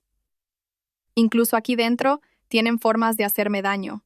Y tampoco te dejarán en paz a ti. Escuché en silencio. Su terror era la confirmación más clara de lo que Simón y yo sospechábamos. Mis enemigos eran realmente temibles. Le pregunté fríamente. ¿Por qué debería salvarte, Gonzalo? Cuando vaciaste nuestra cuenta de ahorros para pagar el hospital del hijo de otra mujer, ¿pensaste en salvarme a mí? Cuando me abofeteaste delante de tanta gente en el aeropuerto, ¿pensaste en dejarme una salida? Mis preguntas eran cuchillas que apuñalaban su cobardía. Gonzalo bajó la cabeza y la sacudió frenéticamente. Me equivoqué. Sé que me equivoqué. Pero no lo entiendes, Elia. Esos tipos no son empresarios normales. Son demonios con piel de cordero. Yo solo era un peón. Si no me ayudas, ninguno de los dos saldrá bien parado. Un destello de compasión por su desesperación me cruzó, pero fue rápidamente engullido por el desprecio. Solo pensaba en sí mismo, incluso en esta situación. Supe que había obtenido la información que necesitaba. Colgué el teléfono y me preparé para levantarme. Gonzalo, al ver esto, se quedó horrorizado. Golpeó el cristal con las manos y gritó. Elia, no te vayas. Escúchame. Elia. No me di la vuelta. A través del teléfono que aún colgaba, dejé mis últimas palabras. Es el camino que elegiste, Gonzalo. Ahora tienes que recorrerlo hasta el final tú solo. No me busques más. Colgué el teléfono dejando tras el grueso cristal sus gritos desesperados. Al salir por las pesadas puertas de hierro de la prisión, respiré hondo el aire de la libertad. El encuentro con Gonzalo en la prisión me dejó una profunda impresión. Su terror extremo confirmó de manera inequívoca el peligro real al que me enfrentaba. Mi enemigo no era un individuo, sino una organización, un sistema invisible y despiadado. El miedo persistía, pero ahora se había transformado en una cautela extrema. Continué trabajando en mi pequeño estudio de arquitectura, tratando de reconstruir mi vida, pero siempre alerta, como un equilibrista en la cuerda floja. Cambié todas mis rutinas. Iba al trabajo por una ruta diferente cada día. Nunca me quedaba hasta muy tarde en la oficina y siempre informaba a Simón de mi agenda. Él instaló un complejo sistema de cámaras de seguridad alrededor de mi oficina y mi apartamento. Estábamos librando una guerra silenciosa, una guerra en la que cada paso debía ser cuidadosamente calculado. Una tarde gris, cuando me disponía a salir de la oficina, sucedió lo inesperado. Al abrir la puerta, una pequeña nota doblada que alguien debió deslizar por debajo cayó a mis pies. Sentí que el corazón se me paraba. Creía que mi casa y mi oficina eran lugares secretos que nadie conocía. Con manos ligeramente temblorosas, recogí la nota. Dentro no había palabras de amenaza, solo una línea escrita con pulcritud. Sé que no confiará en mí, pero ahora tenemos un enemigo en común. No solo quieren que Gonzalo guarde silencio. Quieren que desaparezca cualquiera que sepa algo. Si quiere sobrevivir, reúnase conmigo. Debajo, sin firma, solo una dirección de correo electrónico temporal escrita a mano. Reconocí la caligrafía. Era de Inés. Un escalofrío me recorrió la espalda. ¿Cómo sabía la dirección de mi oficina?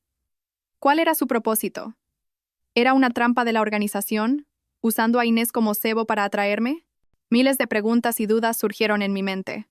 Inmediatamente le hice una foto a la nota y se la envié a Simón y a la abogada Vargas a través de un canal seguro. Sus reacciones fueron las mismas que la mía. Simón me llamó al instante, con la voz llena de preocupación. Es demasiado peligroso, Elia. No sabemos qué se trae entre manos esa mujer. Es muy probable que sea una trampa. No deberías ir. Lasra. Vargas, por otro lado, tras pensarlo un momento, ofreció una perspectiva diferente, la de una estratega. Si lo que dice es cierto, si ella también está en un callejón sin salida, podría ser una fuente de información muy valiosa. Puede que ellos no la vigilen tan de cerca como a usted. Pero si se reúne con ella, debe imponer condiciones de seguridad absolutas.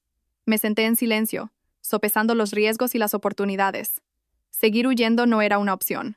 Gonzalo había caído, pero su organización seguía intacta. Si no encontraba una manera de desmantelarla por completo, nunca tendría un día de paz.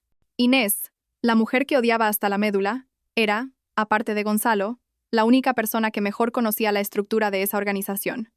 Quizás realmente tenía alguna carta decisiva en la mano. Después de un largo conflicto interno, tomé una decisión arriesgada. Me reuniría con Inés. Me enfrentaría a la mujer que, junto con mi marido, me había arrastrado al abismo. Encendí el ordenador, creé una cuenta de correo electrónico temporal y envié un mensaje a la dirección que Inés había dejado. El contenido era muy breve. Yo elijo el lugar y la hora. Debes venir sola. Si noto cualquier movimiento extraño, la reunión se cancela inmediatamente.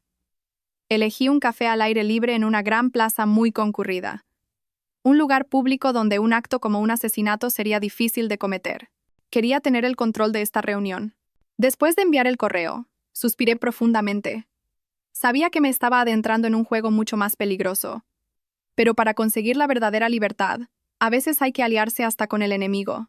¿Podría el enemigo de mi enemigo ser realmente mi amigo? Llegué 15 minutos antes de la hora acordada. El café al aire libre, en un rincón de la plaza, siempre estaba lleno de gente. Elegí la mesa más exterior, desde donde podía ver todas las entradas y salidas, y desde la que podría escapar fácilmente si fuera necesario. Simón ya estaba allí. Estaba sentado en otro café al otro lado de la plaza, fingiendo ser un estudiante universitario absorto en su portátil. Pero sabía que su mirada no se apartaba de mí ni un segundo. A través de un diminuto auricular inalámbrico en mi oído, escuché su voz tranquila. Todo bajo control. Aún no hay señales del objetivo. A la hora exacta, apareció Inés. Ya no era la mujer glamurosa y altiva del aeropuerto. Llevaba un sencillo vestido premamá y su rostro, sin maquillaje, mostraba cansancio y ojeras. Se acercó a mi mesa, vigilando constantemente su entorno, como un animal acosado. Su caminar era algo pesado debido a su avanzado embarazo. Este cambio me sorprendió un poco. Acercó una silla y se sentó. Sin saludos, Yo tampoco los ofrecí. Dos mujeres, que una vez fueron enemigas, ahora se encontraban cara a cara en la situación más irónica posible. Finalmente, fui la primera en hablar. Mi voz era fría, sin emoción. ¿Qué es lo que quiere? Inés fue directamente al grano. No tengo mucho tiempo. Esbozó una sonrisa amarga. Quiero vivir, señorita Elia. Y creo que usted también. Me miró directamente a los ojos. La hostilidad había desaparecido por un momento, dejando solo la seriedad de alguien en un callejón sin salida.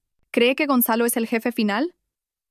Él es solo un gerente de alto nivel, una marioneta para desviar la atención pública. ¿El hombre que está detrás de todo? El hombre al que incluso Gonzalo temía. Nosotros lo llamábamos el Mayor. El nombre El Mayor captó mi atención. Gonzalo nunca había mencionado a esta persona. Inés continuó, su voz cargada de odio. Después de que arrestaran a Gonzalo, pensé que podría escapar lejos con el dinero y este niño. Pero me equivoqué. Congelaron todas mis cuentas, me quitaron todo lo que Gonzalo me había dado, y me enviaron a un hombre. Me dijo que si no desaparecía en silencio, a mi hijo y a mí podría pasarnos algo. Acarició su vientre. El miedo se reflejaba en su mirada. La verdad es que la tarjeta SIM que tiré en el aeropuerto contenía pruebas de transacciones directas entre un ayudante de El Mayor y yo. Era mi único salvavidas. Pero con el pánico, la tiré. Ahora no tengo nada. Pueden deshacerse de mí en cualquier momento. Para probar sus palabras, sacó una foto de su bolso y la deslizó hacia mí. En la foto, un hombre de mediana edad, de aspecto muy intelectual y distinguido, estrechaba la mano de Gonzalo en un evento. ¿Es este el Mayor?, pregunté. Inés negó con la cabeza. No, es su hombre de mayor confianza. El que se encarga de todo en su nombre, nadie conoce su verdadero nombre. En el mundillo, simplemente lo llaman el consejero. Esta información era increíblemente nueva y valiosa. Coincidía con las súplicas de Gonzalo en la prisión. Empecé a creer que Inés no mentía. Me miró con ojos desesperados. La policía nunca creerá a alguien como yo, pero a usted sí. A los ojos de la opinión pública, usted es la víctima, la heroína que destapó el caso. Yo tengo la información, y usted tiene la inocencia y la determinación. Unamos fuerzas para derribarlos. Cuando todo esto termine, usted y yo seremos dos líneas paralelas que nunca más se cruzarán. Era una propuesta llena de riesgos, pero también la única oportunidad. Miré el rostro cansado de Inés y su vientre cada vez más abultado. El odio seguía ahí, pero la razón me decía que, en esta lucha, la necesitaba. De acuerdo, respondí con firmeza. Cooperaremos temporalmente. Pero debe proporcionarme toda la información que sabe. Y ni se le ocurra traicionarme. Inés asintió. Un atisbo de alivio cruzó su rostro. Una alianza precaria, un pacto frágil entre dos enemigas, se selló en medio de la plaza. Mi camino ahora era varias veces más peligroso e impredecible. Nuestra reunión de estrategia tuvo lugar tarde por la noche en el despacho de la abogada Vargas. Fuera del horario de oficina, el lugar era silencioso y absolutamente seguro. La sala de reuniones, con su larga mesa de madera, se convirtió en el centro de mando de nuestra guerra silenciosa. Los cuatro estábamos sentados alrededor de la mesa, 4 personas con roles diferentes, unidas por el objetivo común de derribar a una despiadada organización clandestina. Yo, Elia, la que inició la guerra. Inés, la informante a la fuerza. Simón, el cerebro tecnológico. Y Beatriz Vargas, la estratega legal. El aire en la habitación estaba cargado de tensión y una alta concentración. La hostilidad entre Inés y yo todavía flotaba como una nube oscura, pero fue apartada momentáneamente ante un peligro mayor. Inés fue la primera en hablar. Desveló todo lo que sabía sobre la organización de El Mayor. Su forma de operar, cómo utilizaban empresas pantalla legítimas como la de Gonzalo para blanquear enormes sumas de dinero negro. Nunca se exponían, y todas las órdenes se transmitían a través de una sola persona, el consejero. Inés todavía hablaba de él con voz temblorosa. Parecía un intelectual. Siempre vestía de traje y llevaba gafas. Hablaba en voz baja, pero detrás de esa apariencia se escondía un verdadero demonio. Fue él quien supervisó todas las actividades de Gonzalo, y fue él quien ordenó que me enviaran a alguien para amenazar a mi hijo y a mí. Admitió que no conocía la verdadera identidad de El Mayor. Era un secreto absolutamente protegido, pero conocía los hábitos de El Consejero, sus lugares de encuentros secretos y sus métodos de comunicación cifrados. Mientras Inés hablaba, Simón estaba absorto en su portátil, sus dedos volaban sobre el teclado. Estaba cotejando la información de Inés con los datos que había extraído del ordenador de Gonzalo. Un momento después, levantó la cabeza y exclamó en voz baja: «¡Bingo!». El nombre «El Consejero» no aparece directamente, pero se comunicaba constantemente con Gonzalo por correo electrónico cifrado bajo el alias de El Asesor. Y el destino final de casi todo el dinero negro es un fondo de inversión en el extranjero relacionado con él. Tu información coincide perfectamente. La confirmación de Simón dio peso a las palabras de Inés. Ahora teníamos una imagen más clara de nuestro enemigo. La abogada Vargas, después de escuchar todo, comenzó a sintetizar y analizar desde una perspectiva legal. Se cruzó de brazos, con una mirada pensativa. Con las pruebas que tenemos ahora, más el testimonio de la señora Reyes, Gonzalo ya no tiene escapatoria. Pero aún no es suficiente para tocar a zorros viejos como el mayor o su mano derecha. El consejero. Son tan sofisticados que habrán borrado cualquier rastro directo. Lasra. Vargas continuó con voz estratégica. No podemos simplemente entregar esta información a la policía. Intentarán taparlo y silenciar a los testigos. Para arrancarlos de raíz, tenemos que hacer que la serpiente salga de su guarida por sí misma. Necesitamos pruebas directas, pruebas irrefutables, una transacción en la que podamos atraparlos infraganti. Una idea comenzó a formarse en mi mente. Arriesgada, pero también el único camino. Miré a Inés, luego a Simón y a Lasra. Vargas. Entonces dije con voz firme: tenderemos una trampa. Les haremos creer que tenemos pruebas mucho más peligrosas que las que tiene la policía, y que esas pruebas están en nuestras manos. Todas las miradas se centraron en mí. Nuestro nuevo juego había comenzado oficialmente. Nuestro plan se elaboró hasta el más mínimo detalle. La trampa tenía que ser lo suficientemente sofisticada como para que un zorro viejo como el consejero se la creyera, y el cebo lo suficientemente atractivo como para que corriera el riesgo. Ese cebo no era otro que Inés. Era la única persona con la cualificación y el motivo para tener pruebas tan letales, y la persona con la razón más justificada para traicionar a la organización. Una situación desesperada que necesitaba dinero para huir. El primer paso fue difundir un rumor. Inés comenzó a filtrar información a través de sus antiguos contactos, a quienes creía que eran los oídos del consejero. Llorando, se quejó de que Gonzalo la había engañado y de que la organización la había abandonado, quitándole todo su dinero. Y, en su desesperación, insinuó que Gonzalo, antes de ser arrestado, le había confiado una especie de seguro de vida por si acaso. El libro de contabilidad original que registraba todas las transacciones negras, con la firma y la caligrafía de El Mayor, de una de las raras ocasiones en que lo aprobó directamente. Dijo que estaba buscando a alguien que le comprara este tesoro en silencio, alguien que pagara un precio muy alto para que ella y su hijo pudieran irse al extranjero, comenzar una nueva vida y desaparecer para siempre. Esta mentira era extremadamente creíble porque se basaba en la situación real de Inés. La imagen de una mujer embarazada, acorralada y dispuesta a hacer cualquier cosa por su hijo y su dinero era muy convincente. Mientras Inés difundía el rumor, Simón y yo preparamos el escenario para la trampa. Elegimos un almacén abandonado en un polígono industrial en las afueras. Un lugar lo suficientemente apartado para una transacción secreta, pero lo suficientemente complejo como para desplegar fuerzas de apoyo. Simón usó su talento para convertir el viejo almacén en una fortaleza de alta tecnología.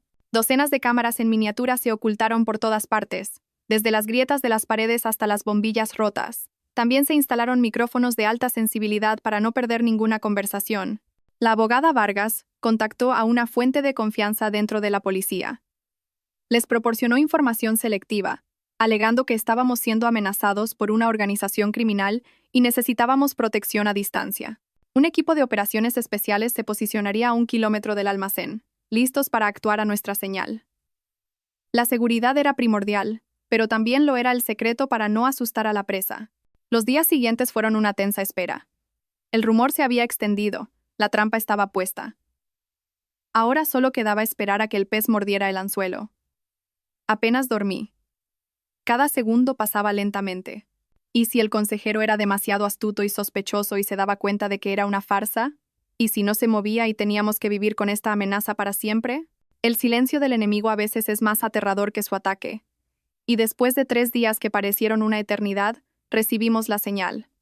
Un correo electrónico desconocido llegó a la cuenta temporal de Inés. No había ni una palabra, solo un archivo de audio adjunto. Después de que Simón lo verificara a fondo, abrimos el archivo. Una voz de hombre, distorsionada electrónicamente, sonó. Quiero ver lo que tienes. Viernes por la noche, a las 9, en el almacén. Ven sola, y trae la mercancía. Si veo a la policía, ni tú ni el niño que llevas dentro veréis el mañana. Mi corazón dio un vuelco. El pez había mordido el anzuelo. El consejero, o sus secuaces, habían decidido moverse. Su audacia provenía de la codicia y la paranoia. No podían tolerar que existieran pruebas tan peligrosas. Pero la alegría de que la presa hubiera caído en la trampa pronto se convirtió en un miedo real. El viernes por la noche. Sería la noche que lo decidiría todo. Miré a Simón, a Lastra, Vargas y a Inés. Todos sabíamos que en este juego no había vuelta atrás. El pez ha mordido el anzuelo, pensé. La pregunta es, ¿pescaremos al tiburón o el tiburón nos arrastrará al fondo? Viernes por la noche, 9 en punto. El aire dentro del almacén abandonado era húmedo y olía a hierro oxidado. Yo no estaba allí, pero podía sentirlo todo a través de los monitores en una furgoneta ingeniosamente camuflada a unos 200 metros de distancia. Simón, la abogada Vargas y yo estábamos sentados en la furgoneta, con los ojos fijos en las numerosas pantallas pequeñas que transmitían las imágenes de las cámaras ocultas. En mis auriculares, el latido de mi corazón sonaba más fuerte que el ruido estático de los micrófonos.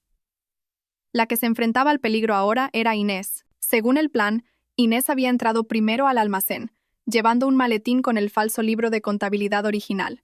Parecía asustada, pero sabía que en ese miedo había una determinación no menor que la mía. Su vida y la de su hijo dependían de esta actuación.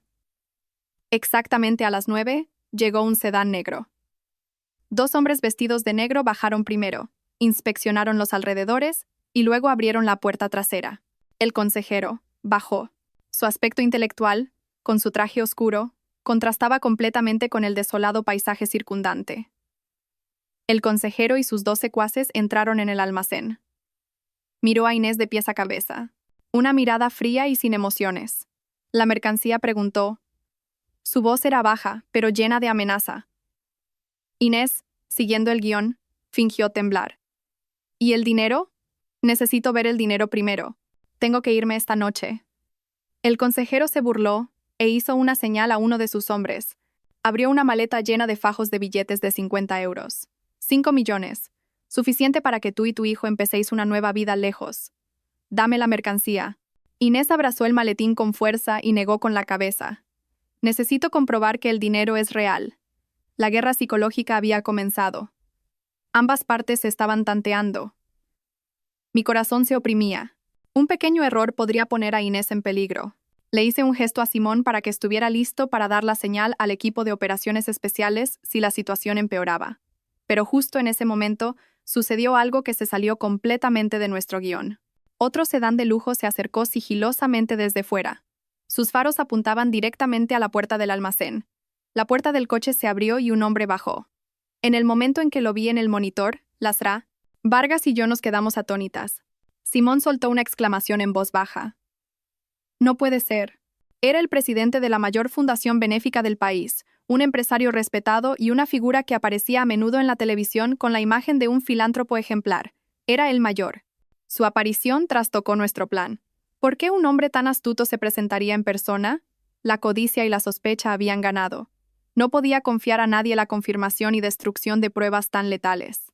Tenía que verlo con sus propios ojos. El mayor entró en el almacén con una actitud tranquila y autoritaria. Miró al consejero, luego a Inés, y asintió levemente. Buen trabajo, consejero. Y señora Reyes, acabemos con esto rápido. Su presencia hizo que el aire se volviera varias veces más pesado. Hizo una señal, y el consejero se acercó para arrebatarle el maletín a Inés. Pero el mayor de repente levantó la mano para detenerlo. No miró a Inés, sino que giró la cabeza. Su mirada afilada se dirigió directamente a la cámara oculta en una viga del techo, la que yo sabía que tenía el ángulo más claro. Sonrió.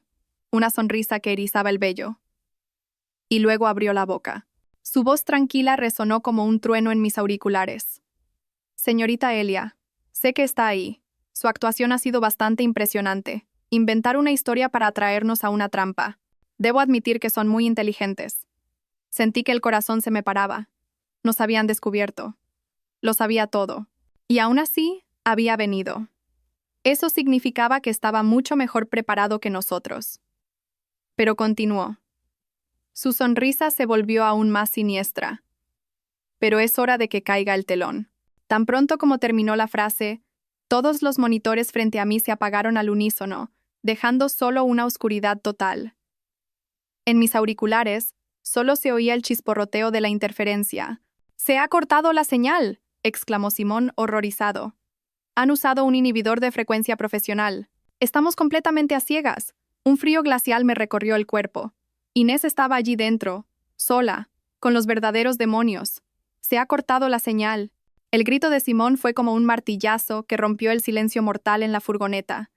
Los tres miramos fijamente los monitores en negro. El pánico comenzó a apoderarse de nosotros. Inés estaba allí dentro, y no teníamos ni idea de lo que estaba sucediendo. El enemigo sabía exactamente dónde estábamos, y había cortado toda comunicación. Eso significaba que estaban listos para actuar sin piedad. La abogada Vargas cogió rápidamente su teléfono. Su voz era urgente, pero intentaba mantener la calma. «Voy a contactar con el equipo de operaciones especiales para que intervengan de inmediato». Pero yo sabía que 1 kilómetro era una distancia demasiado grande. Por muy rápido que fueran, tardarían varios minutos en llegar al almacén. En esos minutos, cualquier cosa podría pasarle a Inés. No podía dejar que muriera. La odiaba, pero en esta lucha era una aliada, y yo era responsable de su seguridad. En ese momento de caos, una fría determinación surgió dentro de mí. Me volví hacia Simón y le agarré el hombro con fuerza. «Simón, intenta recuperar el audio como sea. Cualquier cosa. Solo necesito poder oír lo que pasa dentro. Necesitamos saber qué está pasando para poder reaccionar». Simón asintió. Sus dedos se movían a una velocidad frenética sobre el teclado, intentando encontrar una frecuencia no interferida. Afuera, a lo lejos, comenzaron a oírse sirenas, cada vez más cerca. El equipo de operaciones especiales estaba en camino. «Lasra». Vargas terminó la llamada y me miró con preocupación. «Ya vienen. Pero, señorita Elia, no podemos hacer nada más. Ahora todo está en sus manos». Me mordí el labio con fuerza. La impotencia me abrumaba. De repente, mis auriculares emitieron un chisporroteo y luego se oyeron algunos sonidos entrecortados. Simón lo había conseguido. No había imagen, pero había sonido. Se oyó a el consejero gruñendo. «Acaba con ella rápido. La policía viene». A continuación, el grito desesperado de Inés. Un grito de terror. Y luego, la voz helada de el mayor. «No puede salir de aquí con vida». Sentí que el corazón me iba a estallar. Iban a matar a Inés. Justo entonces, estallaron otros sonidos caóticos. El sonido de la puerta de hierro del almacén siendo derribada, los gritos amenazantes de la policía. «¡Alto! Suelten las armas». Y luego un disparo. No era un arma de fuego normal, sino el sonido sordo de una granada de gas lacrimógeno o de aturdimiento. Gritos, objetos cayendo, maldiciones. Todo se mezcló en una sinfonía de caos y violencia. Contuvimos la respiración en la furgoneta, escuchando. Cada sonido hacía que nuestros corazones dieran un vuelco. El tiroteo y la lucha parecieron durar solo unos minutos, pero para nosotros fue una eternidad. Y luego, poco a poco, todo se calmó. Solo quedaron las órdenes de la policía y el sonido de pasos apresurados. Mucho después, cuando el exterior estaba completamente controlado por las luces intermitentes de los coches de policía, un oficial uniformado se acercó a nuestra furgoneta, tal como lo había planeado Lasra. «Vargas». Ella bajó la ventanilla. El oficial informó concisamente. «Hemos neutralizado a todos los sospechosos, incluido el cabecilla. Gracias por su cooperación». Suspiré aliviada, pero inmediatamente pregunté, «¿Y la mujer que estaba dentro? ¿Está a salvo?» El oficial asintió. «Está a salvo, aparte de un ligero shock. Fue muy valiente». En medio del caos, golpeó con fuerza al hombre que la sujetaba con el maletín, creando una apertura crucial que nos permitió reducir al objetivo. Ahora está siendo trasladada al hospital para una revisión. Al oír eso, una mezcla de emociones me invadió. En un momento de vida o muerte, Inés había luchado no solo por sí misma, sino por todo nuestro plan. La guerra parecía haber terminado. Los culpables serían llevados ante la justicia. Simón, Lasra, Vargas y yo bajamos de la furgoneta y miramos el almacén, iluminado por los focos. Soplaba una brisa fría, pero ya no sentía miedo. Solo un agotamiento total, tanto físico como mental. Miré mis manos temblorosas. Habíamos ganado. Pero el precio de esta victoria había sido muy alto. El día de la primera sentencia de Gonzalo Martínez y sus cómplices, toda la ciudad estaba en vilo. Desde primera hora de la mañana, cientos de periodistas y ciudadanos curiosos se agolpaban a las puertas del juzgado. No tenía obligación de asistir. En este juicio penal, las pruebas obtenidas en el almacén eran más que suficientes para probar su culpabilidad. Pero decidí ir. Me puse un sencillo vestido negro, unas gafas de sol y una mascarilla, y me mezclé silenciosamente con la multitud, ocupando un asiento en la última fila de la sala. No quería que nadie me reconociera. No quería ser el centro de atención. Solo quería ser una espectadora más, presenciando el veredicto de la justicia. El ambiente en la sala era solemne y opresivo. En el estrado, el tribunal, con rostros impasibles. Abajo, en la primera fila, la familia de Gonzalo, Eulalia y su cuñada Nerea, con los ojos hinchados y expresiones de desconcierto. Cuando entraron Gonzalo y los demás acusados, hubo un murmullo en la sala. No estaba tan demacrado como en la prisión. Llevaba un traje limpio, probablemente preparado por su abogado, pero no podía ocultar su delgadez ni la mirada vacía de sus ojos. Caminaba como un autómata, mirando al frente con ojos sin alma. No me vio. El juicio se desarrolló tal como había previsto la abogada Vargas. La fiscalía presentó una a una las pruebas irrefutables. Los datos de la batería externa, el libro de contabilidad incautado en el almacén, las confesiones de los miembros de la organización y el testimonio de Inés como cómplice y colaboradora en la investigación. Con cada prueba que se presentaba, el rostro de Gonzalo se volvía más pálido. Apenas refutó nada, simplemente parecía aceptar su destino como algo inevitable. El abogado de Gonzalo intentó argumentar que había sido utilizado y coaccionado, pero todas sus defensas perdieron fuerza ante las pruebas evidentes de que él había dirigido personalmente las actividades ilegales y se había beneficiado de ellas. Todo el juicio parecía una obra con un final predeterminado, esperando que cayera el telón. Y ese momento llegó. Tras un receso, el presidente del tribunal leyó la sentencia. Su voz resonó firme y clara. Se declara a Gonzalo Martínez culpable de blanqueo de capitales, estafa y actividades comerciales ilegales, entre otros numerosos cargos. Sumando las penas, se le condena a... Hizo una pausa 20 años de prisión. Ese número resonó.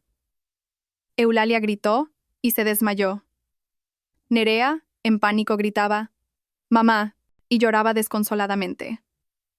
La sala se convirtió en un caos bajo los flashes de las cámaras de los periodistas. En medio del tumulto, mientras los guardias se llevaban a Gonzalo, su mirada de repente recorrió la sala, como buscando algo.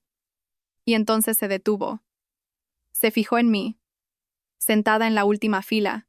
A través de las decenas de metros, la multitud y el ruido, leí una emoción compleja en sus ojos.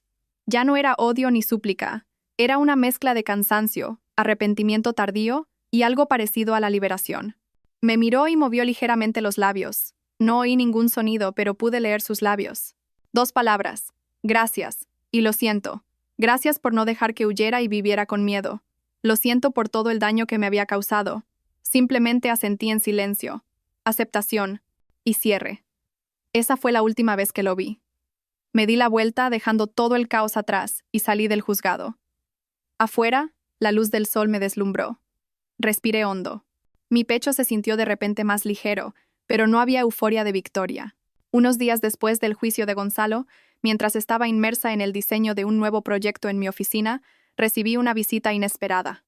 Era mi ex-suegro, Ramiro. Hacía mucho tiempo que no lo veía. Había envejecido mucho desde que dejé esa casa. Su pelo se había vuelto completamente blanco. Su espalda estaba encorvada y sus ojos, una vez amables, estaban llenos de una profunda tristeza. Se detuvo en la puerta de mi oficina, vacilante, con una expresión de disculpa. Me sorprendió un poco, pero le invité a pasar. Le preparé un té y lo puse frente a él. El ambiente era algo incómodo. No sabía por dónde empezar a hablar. Él parecía estar en la misma situación. Nos quedamos sentados en silencio durante un rato, escuchando solo el tic-tac del reloj de pared. Finalmente, fue él quien rompió el silencio. Su voz era ronca y llena de cansancio. «Elia, he venido a pedirte perdón». Lo miré en silencio, esperando que continuara. Miró la taza de té frente a él. Sus manos entrelazadas temblaban. Sabía lo de Gonzalo desde hace mucho tiempo. Sabía que estaba metido en negocios sucios y que veía a otra mujer. Intenté hablar con él varias veces, pero no me escuchó. El dinero y la ambición lo habían cegado. Soltó un largo suspiro, como si se quitara un peso de encima. Debería haber sido más firme. Debería habértelo contado, haber intentado detenerlo con más determinación. Pero no lo hice.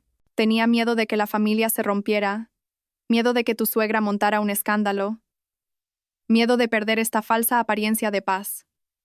Mi silencio y mi debilidad también son culpables. Contribuyeron a que todo llegara a este punto. Lo siento de verdad, Elia. Levantó la vista y me miró. Sus ojos de anciano estaban enrojecidos y llenos de lágrimas. Al escuchar su confesión, una mezcla de emociones me invadió. Ya no sentía ira, solo una vaga tristeza. Mi suegro también era un hombre débil, un padre impotente ante un hijo que iba por el mal camino. Él también era una víctima en la tragedia de su propia familia. Para expiar su culpa, sacó de una vieja bolsa de tela un pequeño y viejo cuaderno de cuero y lo puso sobre la mesa. Lo deslizó hacia mí. Este es un viejo diario de Gonzalo. Lo escribió cuando empezó a trabajar con esa gente. Entonces era joven e ingenuo, y anotó alguna información importante que más tarde intentó borrar desesperadamente. Lo he guardado durante mucho tiempo. Aunque ahora no tenga mucho valor legal, quizás te ayude a cerrar este capítulo por completo. Tomé el cuaderno. Sentí el peso del pasado en mis manos. Esta era probablemente la pieza que faltaba del rompecabezas, la explicación a las cosas que siempre me había preguntado. Miré a mi suegro y le dije con suavidad: «Todo eso ya es pasado, Ramiro. Ahora cada uno tiene que enfrentarse a su propia vida. No le guardo rencor. Cuídese mucho». Mi suegro asintió y se levantó. Su espalda parecía aún más encorvada que cuando llegó. Se fue en silencio, con un aire de soledad y arrepentimiento. Me quedé sola, con el viejo diario en la mano. No lo abrí de inmediato. Simplemente me quedé sentada, sintiendo una paz interior. La confesión de mi suegro no podía cambiar el pasado, pero había desatado el último nudo en mi corazón. Después de que toda la organización criminal de El Mayor fuera desmantelada, el caso de Gonzalo también fue a juicio. Los últimos nudos de mi vida comenzaron a desatarse. Inés, gracias a su cooperación activa con las autoridades y su papel crucial en la operación de captura de los cabecillas, recibió una considerable clemencia de la ley. La abogada Vargas me informó de que le habían concedido la libertad condicional con la condición de que abandonara el país por un largo periodo y no regresara. Era el precio que tenía que pagar, pero también una salida para ella y su hijo por nacer.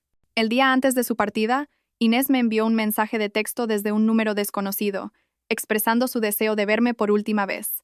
No para pedirme algo o suplicar, sino simplemente para despedirse. Dudé durante mucho tiempo. Todo el rencor parecía haber terminado. No estaba segura de querer reabrir viejas heridas. Pero pronto, la curiosidad y quizás un retorcido sentimiento de compasión me hicieron aceptar. Quería saber en qué se había convertido la mujer que una vez me había llevado al extremo del sufrimiento, después de haber pasado por una tormenta de vida o muerte. Nos encontramos en una pequeña tetería junto a un lago, un lugar lo suficientemente tranquilo para hablar, pero lo suficientemente abierto para que el ambiente no fuera demasiado pesado. Inés había llegado primero y había elegido una mesa en un rincón del jardín. Cuando llegué, se levantó. Un gesto de cortesía mínima que nunca antes le había visto. Inés estaba más delgada, pero su rostro ya no tenía esa expresión aguda y calculadora. En su lugar había una extraña serenidad, la de alguien que ha aceptado su destino. Me senté frente a ella. Estuvimos en silencio durante un rato. Cuando el camarero nos trajo el té, el suave aroma ayudó a relajar un poco la tensa atmósfera. Finalmente, Inés fue la primera en hablar. Su voz ya no tenía ese tono desafiante, solo un profundo cansancio. «Gracias por venir. Sé que esta petición mía debe de ser muy descarada». No respondí. Simplemente tomé un sorbo de té en silencio y esperé. Miró el lago a lo lejos y, sin darse cuenta, acarició suavemente su vientre. Sé que pedir perdón ahora no tiene ningún sentido. Fue un error meterme en su familia. En aquel entonces, estaba cegada por las promesas y la ambición de Gonzalo. Pensé que si lo tenía él, si tenía dinero, lo tendría todo. Esbozó una sonrisa de autodesprecio. Pero cuando lo tuve, me di cuenta de que había perdido cosas más importantes, cosas como la paz y la libertad. Volvió a mirarme. Por primera vez no había hostilidad en sus ojos. Pronto me iré a Estados Unidos, sola. El dinero que me queda apenas cubre la operación del niño y los gastos para vivir un tiempo. Después de eso, no sé qué pasará. Supongo que tendré que empezar de nuevo, desde abajo. Al escucharla hablar de su futuro incierto, no sentí ninguna satisfacción. La mujer que tenía delante ya no era una enemiga odiada, sino simplemente una madre dispuesta a hacer cualquier cosa por su hijo. Dejé la taza de té y dije con suavidad: «Lo pasado, Pasado está. Usted, yo y Gonzalo, todos hemos pagado el precio de nuestras elecciones. Ya no la odio. Espero que su hijo crezca sano y en paz. Mis palabras parecieron sorprender a Inés. Me miró y sus ojos se enrojecieron. Asintió y susurró. Gracias. No dijimos nada más. El breve encuentro terminó en silencio. Cuando Inés se levantó y se fue, su figura se veía frágil y solitaria entre la multitud. Me quedé sentada en mi sitio, observándola hasta que desapareció por completo. El largo lazo de rencor y destino entre nosotras finalmente se había roto. No la había perdonado, pero había elegido soltarlo. Soltar el odio también era una forma de liberarme a mí misma. Después de que pasaran las grandes tormentas, mi vida fue recuperando gradualmente su órbita de tranquilidad. Mi divorcio y la división de bienes con Gonzalo se resolvieron de forma rápida y sin contratiempos. Con las pruebas irrefutables de la infidelidad de Gonzalo, la agresión y la coacción para firmar el acuerdo de divorcio, además de la condena penal que estaba cumpliendo, la abogada Vargas tuvo una ventaja absoluta en el tribunal. El tribunal anuló el acuerdo de divorcio firmado en el aeropuerto. Después de que el Estado confiscara los activos ilegales, nuestros bienes gananciales legítimos se dividieron de nuevo, y recibí la parte que me correspondía por mi contribución y sacrificio durante los últimos 5 años. En el momento en que tuve en mis manos la sentencia final del tribunal, no me sentí feliz por el dinero. Sentí, en cambio, un alivio indescriptible. No era solo propiedad, era reconocimiento, era libertad económica, la base sobre la que podría reconstruir mi vida con confianza. El negocio de mi pequeño estudio de arquitectura también comenzó a crecer notablemente. El boca a boca funcionó, y después de varios proyectos pequeños exitosos, empecé a conseguir contratos más grandes. Los clientes venían a mí no solo por mi capacidad profesional, sino también admirados por mi historia y mi fortaleza. Era como si, después de la tormenta, mi creatividad brillara con más fuerza. En cada plano, en cada proceso de transformar un espacio inerte en un verdadero hogar para mis clientes, encontraba alegría. Con el dinero que recibí, decidí comprar un apartamento nuevo. No una mansión grande y opulenta como antes, sino un ático pequeño y acogedor con un balcón lleno de sol. Diseñé personalmente cada detalle de mi hogar. Elegí tonos crema cálidos, muebles de madera rústica, y colgué cuadros abstractos que yo misma había pintado. Cada rincón de la casa era un reflejo de mi alma. Un alma que amaba la libertad, la belleza y la paz. Un fin de semana por la noche, estaba sentada en el suave sofá de mi nuevo apartamento, bebiendo una infusión de manzanilla caliente y contemplando en silencio las luces brillantes de la ciudad a través del gran ventanal. Ya no había miedo, ni conspiraciones, ni luchas. Solo una agradable quietud. Sonó el teléfono. Era Simón. Llamaba para felicitarme por un contrato para diseñar un pequeño resort que me había costado mucho conseguir. Hablamos y bromeamos como los mejores amigos. ¿Qué tal nuestra gran arquitecta? ¿Lista para conquistar el mundo? Se rió Simón al otro lado del teléfono. Yo también me reí. Una risa verdaderamente refrescante. El mundo es demasiado grande. Me conformo con conquistar mi propia vida. La conversación fue trivial, solo saludos y ánimos sinceros, pero me calentó el corazón. Después de colgar, dejé la taza y salí al balcón a respirar el aire fresco de la noche. Una suave brisa me acarició el pelo. Miré el cielo estrellado. Y por primera vez en mucho tiempo me sentí feliz. Después de los grandes acontecimientos, mi vida entró gradualmente en una órbita de calma. Cada mañana me despertaba en mi propia casa, me preparaba un té y observaba los nuevos brotes que crecían en mi balcón, sintiendo una felicidad sencilla que nunca antes había experimentado. El trabajo en el estudio de arquitectura iba cada vez mejor. Los diseños ya no eran una carga, sino un placer en el que vertía mi alma y mi creatividad. Pensé que mi vida ahora estaría llena solo de estos días tranquilos. Pero la vida siempre tiene sorpresas que nunca podemos predecir. Esa tarde, al volver de una reunión con un cliente, el conserje del edificio me detuvo y me dijo que tenía un paquete internacional. Un vago sentimiento de inquietud me recorrió. Era un reflejo condicionado después de todo lo que había pasado. Pero enseguida me tranquilicé. Todo había terminado. Firmé el paquete. No era pesado y estaba muy bien embalado. Sin nombre de remitente, solo un matasellos de Estados Unidos. Al llegar a mi apartamento, abrí la caja con cuidado con un cúter. Dentro había 2 cosas. La primera era la foto de un bebé recién nacido, regordete y adorable, durmiendo profundamente en una cuna blanca. El niño parecía muy sano, y era tan bonito como un ángel. La segunda era un cheque bancario y una carta escrita a mano. Al ver la cantidad del cheque me quedé atónita. 150.000 euros. Exactamente la misma cantidad que Gonzalo me había quitado cruelmente de nuestra cuenta de ahorros. Con manos ligeramente temblorosas, abrí la carta. La caligrafía me resultaba familiar. Era de Inés. La carta no era larga, pero cada palabra tenía el peso de 1000 kilos, y tuve que leerla varias veces. Señorita Elia, cuando lea esto, mi hijo y yo probablemente habremos comenzado una nueva vida en un lugar muy lejano. No le escribo esta carta para pedirle perdón, porque sé que el daño que le he causado no puede ser compensado con nada. Solo quiero que sepa un hecho. La operación de mi hijo fue un éxito milagroso. Está completamente sano. Pero el milagro no fue la operación, sino cómo conseguimos el dinero para pagarla. Después de que todos los activos de Gonzalo y su organización fueran congelados, una parte de ellos se destinó a un fondo de bienestar social del Estado. Y por una increíble coincidencia, una organización benéfica que ayuda a niños con enfermedades raras recibió financiación de ese mismo fondo. Ellos pagaron la totalidad de la operación de mi hijo. Su venganza, de una manera que nadie podría haber previsto, salvó a mi hijo. No sé si llamar a esto karma o una broma del destino. Sea como sea, le debo una vida, el futuro de mi hijo. Estos 150.000 euros son los últimos ahorros que reuní por mis propios medios antes de conocer a Gonzalo. No es un intento de compensación, sino de devolverle lo que era suyo. Por favor, acéptelo como una disculpa tardía. Adiós. Doblé la carta y la dejé sobre la mesa. Sentí como si una corriente eléctrica recorriera mi cuerpo. Miré alternativamente la foto del niño y el cheque. Una verdad tan compleja y tan irónica.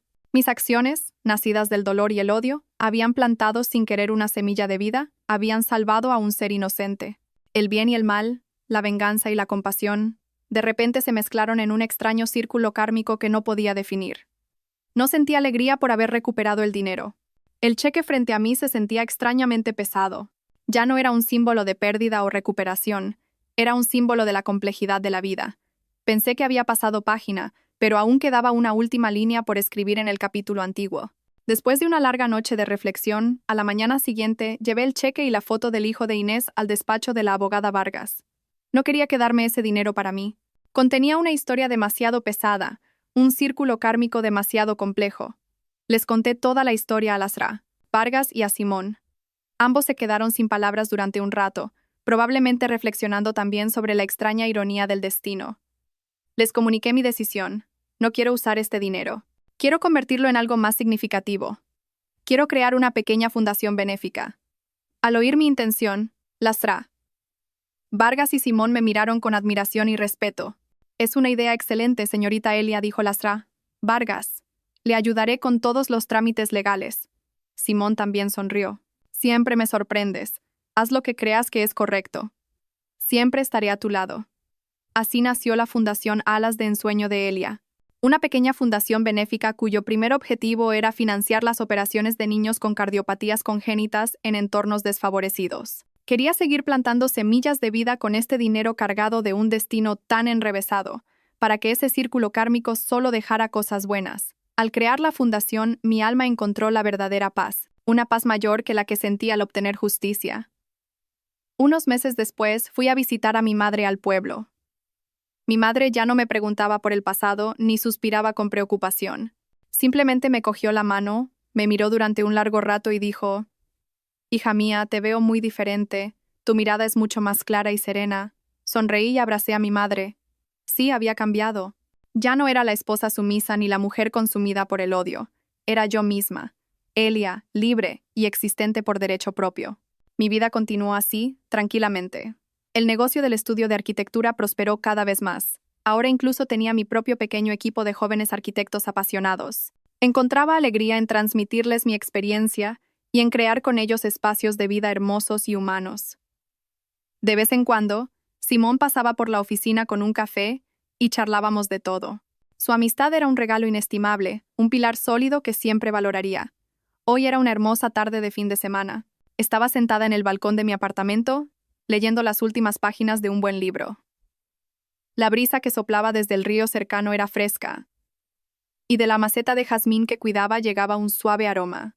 Cerré el libro y los ojos, escuchando la sinfonía de la vida a mi alrededor, las risas de los niños jugando en el parque de abajo, el canto de los pájaros, El susurro del viento entre las hojas de los árboles. Me di cuenta de que la felicidad no es un destino, sino el viaje en sí mismo. Un viaje en el que tienes que pasar por la tormenta para apreciar la calma. Un viaje en el que tienes que aprender a enfrentarte al dolor para encontrar tu fuerza interior. Y un viaje en el que tienes que aprender a soltar el odio para que tu alma encuentre la verdadera paz. La mayor venganza no es destruir a quien te hirió, sino construir para ti misma una nueva vida deslumbrante y hermosa. La puerta del pasado se había cerrado. Ante mí se abría una nueva puerta, llena de luz y de infinitas posibilidades. No sabía qué pruebas me depararía el futuro, pero ya no tenía miedo, porque sabía que, con fe en mí misma y un corazón abierto, podía enfrentarme a cualquier cosa. Sonreí para mis adentros. Una sonrisa de libertad y gratitud. Mi vida por fin acababa de empezar de verdad. Hay pérdidas que parecen que te van a destruir. Pero si eres lo suficientemente fuerte, puedes convertirlas en la fuerza para levantarte. La amabilidad y la tolerancia son siempre valiosas, pero no pueden ser la excusa para que otros se aprovechen de ellas. La independencia y la autoestima son el escudo más sólido que protege a una mujer de todas las tempestades. El tiempo y la verdad, al final, lo revelan todo.